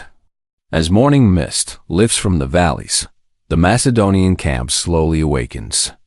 Soldiers emerge from their tents wrapped in thick woolen cloaks against the cool mountain air. Blacksmiths rekindle their portable forges. Cooks prepare simple breakfasts of bread, dried fruit, cheese, and warm barley porridge. Nearby, horses drink from crystal-clear streams flowing down from the high peaks. Life on campaign has settled into a peaceful rhythm. Walk, rest, build camp, sleep, wake, before dawn. Walk again. Many of these men have marched beside Alexander for nearly a decade. They have crossed deserts, climbed mountains, sailed unfamiliar seas, and defeated armies once thought invincible. Yet each new sunrise reveals another landscape unlike any they've seen before. Alexander himself remains endlessly curious. Whenever the army reaches a new city, he speaks with local elders. He asks about rivers and mountain passes, about crops and weather, about languages and customs. He studies unfamiliar animals with fascination. He listens carefully to stories carried by merchants traveling the great trade routes of Asia. To him, every new land is a lesson. Across Bactria and Sogdiana regions that today include parts of Afghanistan, Uzbekistan, and Tajikistan, the campaign becomes far more difficult than the great battles against Persia. Instead of confronting enormous armies upon open plains, Alexander now faces scattered resistance across rugged mountains and isolated fortresses. Some local rulers surrender peacefully. Others retreat into landscapes so remote that pursuing them requires extraordinary determination. Days turn into weeks. Weeks become months. The army crosses high mountain passes where snow remains even during summer. Engineers build bridges across rushing rivers. Carpenters repair wagons damaged by rocky trails. Doctors treat frostbite, exhaustion, and illness as often as battle wounds. Conquest here is not measured only by victories. It is measured by endurance. As evening falls one day beside a quiet mountain stream, Alexander walks alone beneath countless stars. The sky above Central Asia feels endless. Without the lights of great cities, the Milky Way stretches brightly from one horizon to the other. Perhaps he reflects upon how far he has come, or perhaps his thoughts already lie farther east, toward India. Among the most significant events during this period is Alexander's marriage to Roxana, the daughter of a noble family from Bactria. Ancient writers describe her as graceful and intelligent. The marriage carries both personal and political significance. It symbolizes Alexander's growing belief that his empire should unite different peoples rather than simply rule over them. Increasingly, he encouraged cooperation between Macedonians and Persians. He appoints local leaders to positions of responsibility. He adopts elements of Persian royal ceremony. He invites soldiers from many backgrounds into his expanding army. Not everyone approves. Some Macedonian companions worry that their king is changing too much. They miss home. They miss familiar customs. Years of marching have left many exhausted. Yet Alexander continues looking toward new horizons. Eventually, the towering mountains begin giving way to greener valleys. The climate becomes warmer. Monsoon clouds gather above distant forests. Colorful birds fill the trees with unfamiliar songs. The army has reached the northwestern frontier of India. For Greek soldiers, the landscape feels almost magical. Dense forests replace open plains. Great rivers flow wider than any they have previously encountered. Elephants move through the jungle with quiet strength. Exotic flowers bloom in brilliant colors. Merchants offer spices whose aromas fill the air with scents entirely new to Mediterranean travelers. Every step reveals another wonder. In 326 BC, Alexander reaches the banks of the Hydaspes River, known today as the Jhelum River in modern Pakistan. Across the river waits King Porus, ruler of a powerful Indian kingdom. Unlike previous opponents, Porus commands something few Macedonian soldiers have ever faced in battle: war elephants. As dawn breaks, mist hangs low over the river. Rain from the monsoon season has swollen the waters, making a direct crossing nearly impossible. Alexander studies the landscape carefully. For several days, he moves his forces along the riverbank, creating uncertainty about where he intends to cross. Finally, under cover of darkness and a fierce storm, part of the Macedonian army secretly crosses upstream. Morning reveals the surprise. The Battle of the Hydaspes begins. For Alexander's soldiers, the sight is unforgettable. Towering elephants advance slowly across the muddy plain. Their immense size intimidates both horses and men. Trumpeting echoes across the battlefield. Rain falls steadily. The ground becomes slippery beneath thousands of marching feet. The struggle is fierce. Yet discipline, patience, and flexible tactics once again allow Alexander's army to prevail. King Porus fights with extraordinary courage. Even after suffering defeat, he refuses to beg for mercy. When Alexander asks how he wishes to be treated, ancient historians record Porus answering simply, "Treat me as a king." Alexander reportedly smiles. So shall it be. Impressed by his bravery, Alexander allows Porus to remain ruler of his kingdom, even granting him additional territory. Once again, victory is followed not by destruction, but by respect. The campaign, however, has reached its limits. Beyond the Hydaspes lie even greater kingdoms, vaster rivers, endless distances. Alexander dreams of continuing toward the Eastern Ocean. His soldiers feel differently. After years away from home, they are exhausted. Many have not seen their families in nearly a decade. Their armor bears countless repairs. Their sandals are worn thin. Their bodies carry scars from mountains, deserts, and battlefields stretching across 3 continents. At the Hyphasis River, known today as the Bees River, the army quietly refuses to march farther. It is one of the most difficult moments of Alexander's life. For days he withdraws into his tent. He argues. He reflects. Finally, he accepts reality. Even the greatest leader cannot journey forward without those willing to follow. The decision is made. The army will return. Before leaving, Alexander orders 12 great stone altars constructed beside the river, not as monuments to conquest, but as markers of the furthest point reached by his remarkable expedition. As the army begins its long journey westward, the evening sun casts golden light across the rivers of India. The sounds of unfamiliar birds echo through nearby forests. Gentle breezes ripple across tall grass. For a few quiet moments, there is no marching, no battle, no command, only silence. The edge of the known world has been reached. Alexander has traveled farther than any Greek ruler before him. Yet the long journey home will prove just as challenging as the road east. In our next chapter, we follow his difficult return through deserts and rivers and witness the final days of one of history's greatest explorers and conquerors. The morning sun rises gently over the broad plains of Mesopotamia. Golden light spreads across the slow-moving waters of the Euphrates, while countless birds glide quietly above marshes filled with reeds and wildflowers. Palm trees sway in the warm breeze, and merchants slowly begin another peaceful day along the roads, leading toward one of the greatest cities of the ancient world, Babylon. Nearly 13 years have passed since Alexander first crossed into Asia.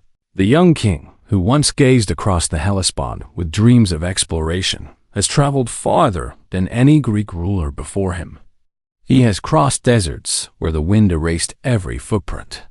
He has climbed mountains whose peaks disappeared into the clouds. He has sailed unfamiliar rivers and stood beneath stars no traveler from Macedon had ever seen. Now, after a journey spanning nearly 20,000 kilometers, he has returned to the heart of his empire. Yet time has quietly transformed both the world and the man who sought to unite it. As dawn fills the streets of Babylon, the city awakens with extraordinary energy. Merchants from Egypt unpack rolls of fine papyrus. Persian craftsmen shape delicate silver ornaments. Indian traders offer fragrant spices, cinnamon, pepper, and cardamom, whose aromas drift through the crowded marketplace. Greek philosophers discuss mathematics beneath shaded courtyards. Babylon has become more than a royal capital. It has become a meeting place of civilizations. Languages blend together in the markets. Architectural styles mix across the skyline. Different religions coexist beneath the same vast sky. Alexander's greatest achievement may no longer be measured simply by territory. It can also be seen in the conversations taking place between people who once lived in completely separate worlds. Inside the royal palace, preparations continue for future expeditions. Maps cover large wooden tables. Messengers arrive daily. Shipbuilders receive new instructions. Alexander has not lost his curiosity. He speaks of exploring Arabia, perhaps even lands beyond. To many around him, it seems impossible that the journey could continue. The army has marched farther than anyone believed possible. Surely now there must be time for rest. But explorers rarely stop dreaming. One quiet evening, after attending a banquet with friends and commanders, Alexander begins feeling unwell. At first, few are concerned. Long campaigns often bring illness. Fatigue is common. The heat of Babylon can be overwhelming. Yet over the following days, his condition slowly worsens. Ancient historians describe a lingering fever. Gradually, the king grows weaker. Even so, he continues discussing military plans and administrative matters whenever strength allows. Outside the palace, uncertainty spreads through the city. Soldiers gather in small groups. Officials exchange worried glances. No one wishes to imagine the empire without the man who created it.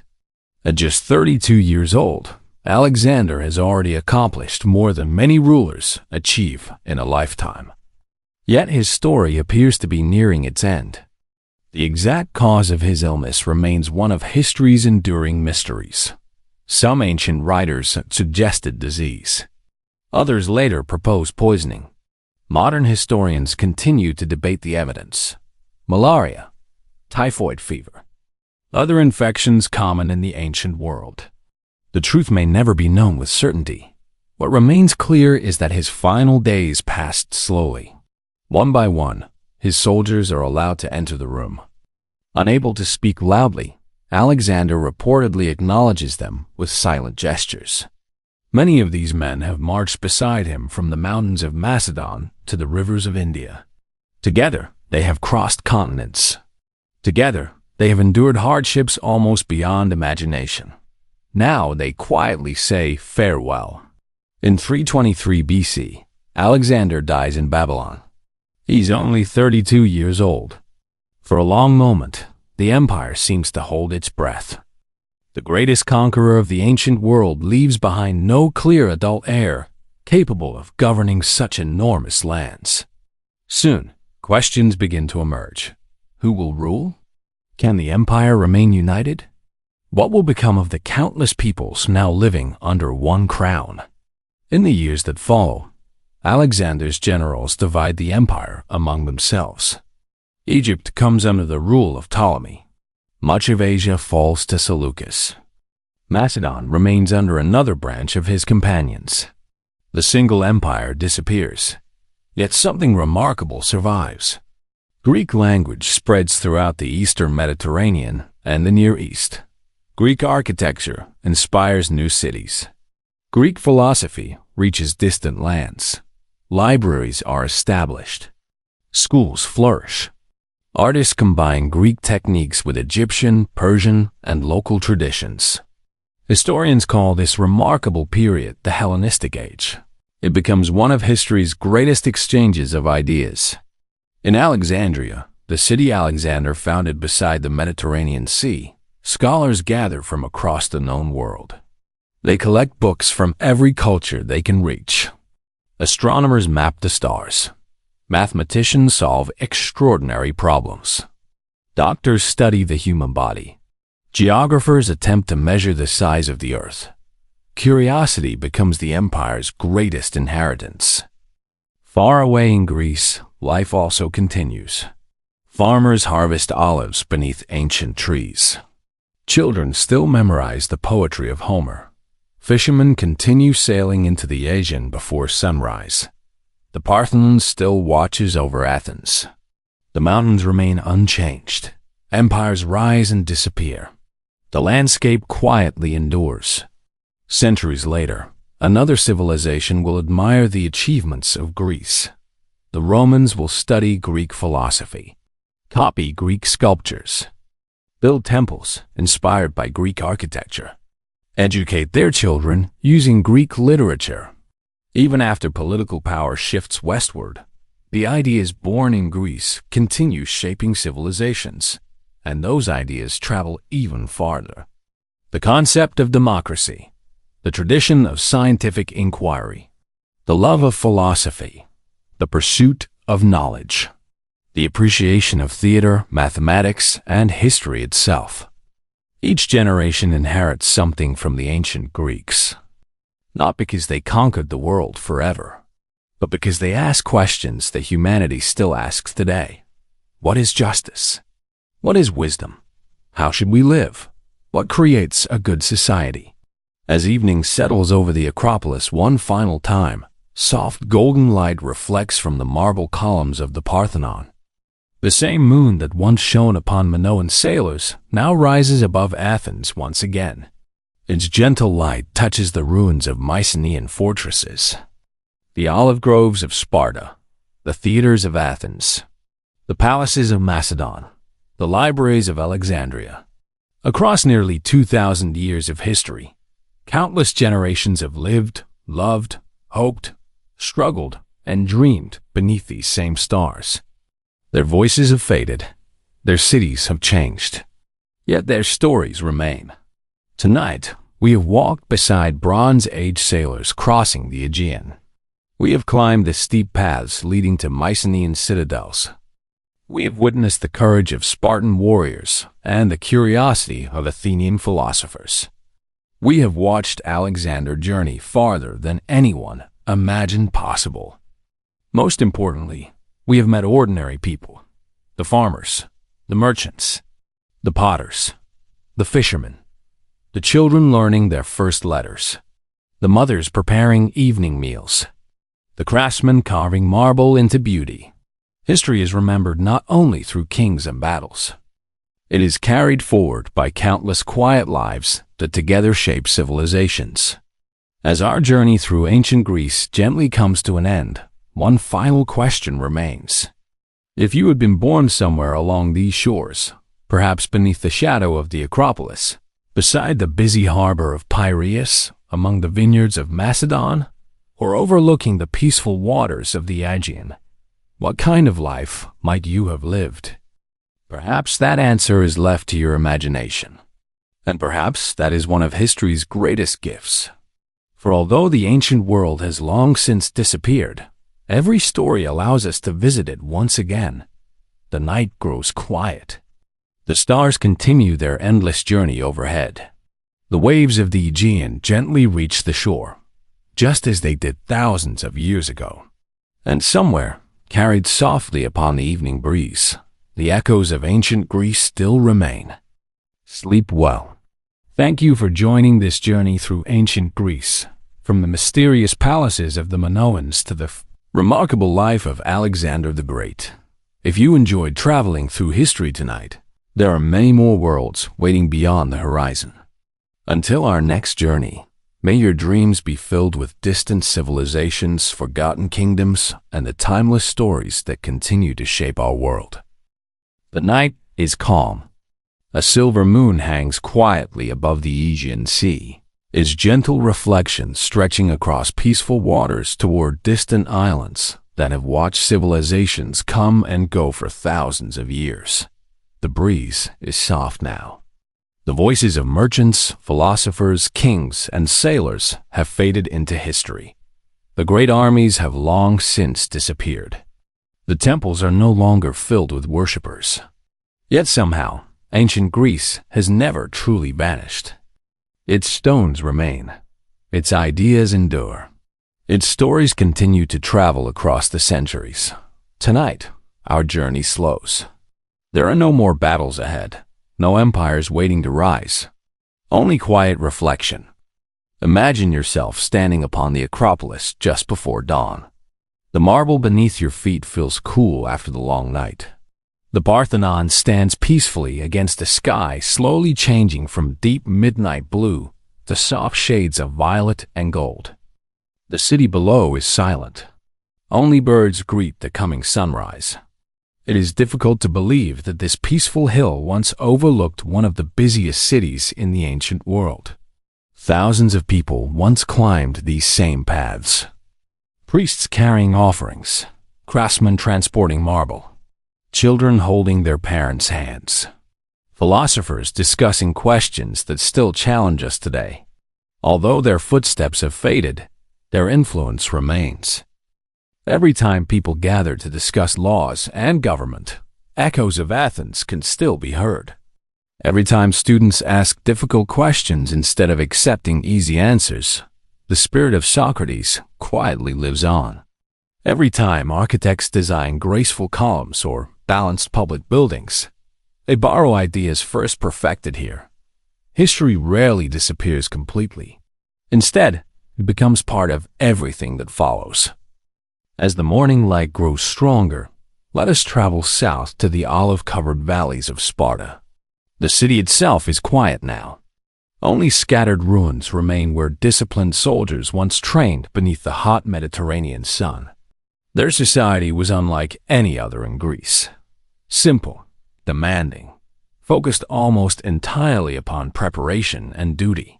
Although many aspects of Spartan life would seem unfamiliar today, Their commitment to perseverance continues to inspire stories around the world.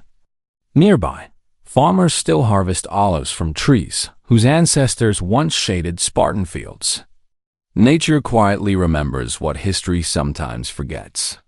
Across the sea lies Crete. Warm sunlight dances upon crystal-clear water surrounding the island where our journey first began. Nearly 4,000 years ago, Minoan sailors crossed these same waters carrying pottery, olive oil, wine, and beautiful works of art. Their colorful palaces have become silent archaeological sites. Yet the spirit of curiosity that built those early trading networks continues every time ships cross the Mediterranean today. The sea remains unchanged. Its waves continue arriving upon the shore exactly as they did for the first sailors who dared to venture beyond the horizon. Farther north, among the green hills of Macedon, another memory quietly survives. Alexander's empire did not last. No empire ever truly does. But something greater than territory endured. Ideas, knowledge, connection, wherever Alexander traveled. Greek language met Persian wisdom. Egyptian science met Mesopotamian astronomy. Indian philosophy encountered Mediterranean thought. Cultures did not simply replace one another. They learned from each other. This may be Alexander's greatest legacy. Not conquest. Connection. History often reminds us that civilizations become strongest not when they isolate themselves, but when they exchange ideas. As afternoon sunlight warms the ancient stones of Delphi, imagine pilgrims once again climbing the sacred path toward the temple of Apollo. They came seeking answers about the future. Kings, merchants, farmers, travelers. Many hoped the oracle would remove uncertainty from their lives. Instead, they often received wisdom that required thoughtful interpretation. Perhaps history works in much the same way. It rarely gives us simple answers. Instead, it encourages us to ask better questions. What makes a civilization flourish? Why do great empires eventually decline? How should power be used? What truly creates lasting happiness? These questions remain just as important today as they were thousands of years ago. As evening approaches, golden sunlight once again touches the white marble of the Parthenon. Visitors quietly wander among its columns. Some come to admire its architecture. Others simply pause to appreciate the silence. Children laugh as pigeons flutter across the ancient stones. Artists sketch. Photographers wait patiently for the perfect light. Life continues around the ruins. The past and the present exist together. Perhaps that is why ancient Greece continues to fascinate us. Its people were different from us in countless ways. Yet they also loved their families, wondered about the future, feared uncertainty, celebrated friendship, dreamed of leaving behind something meaningful. Those hopes feel wonderfully familiar. As darkness slowly returns, the stars appear one by one above the Acropolis.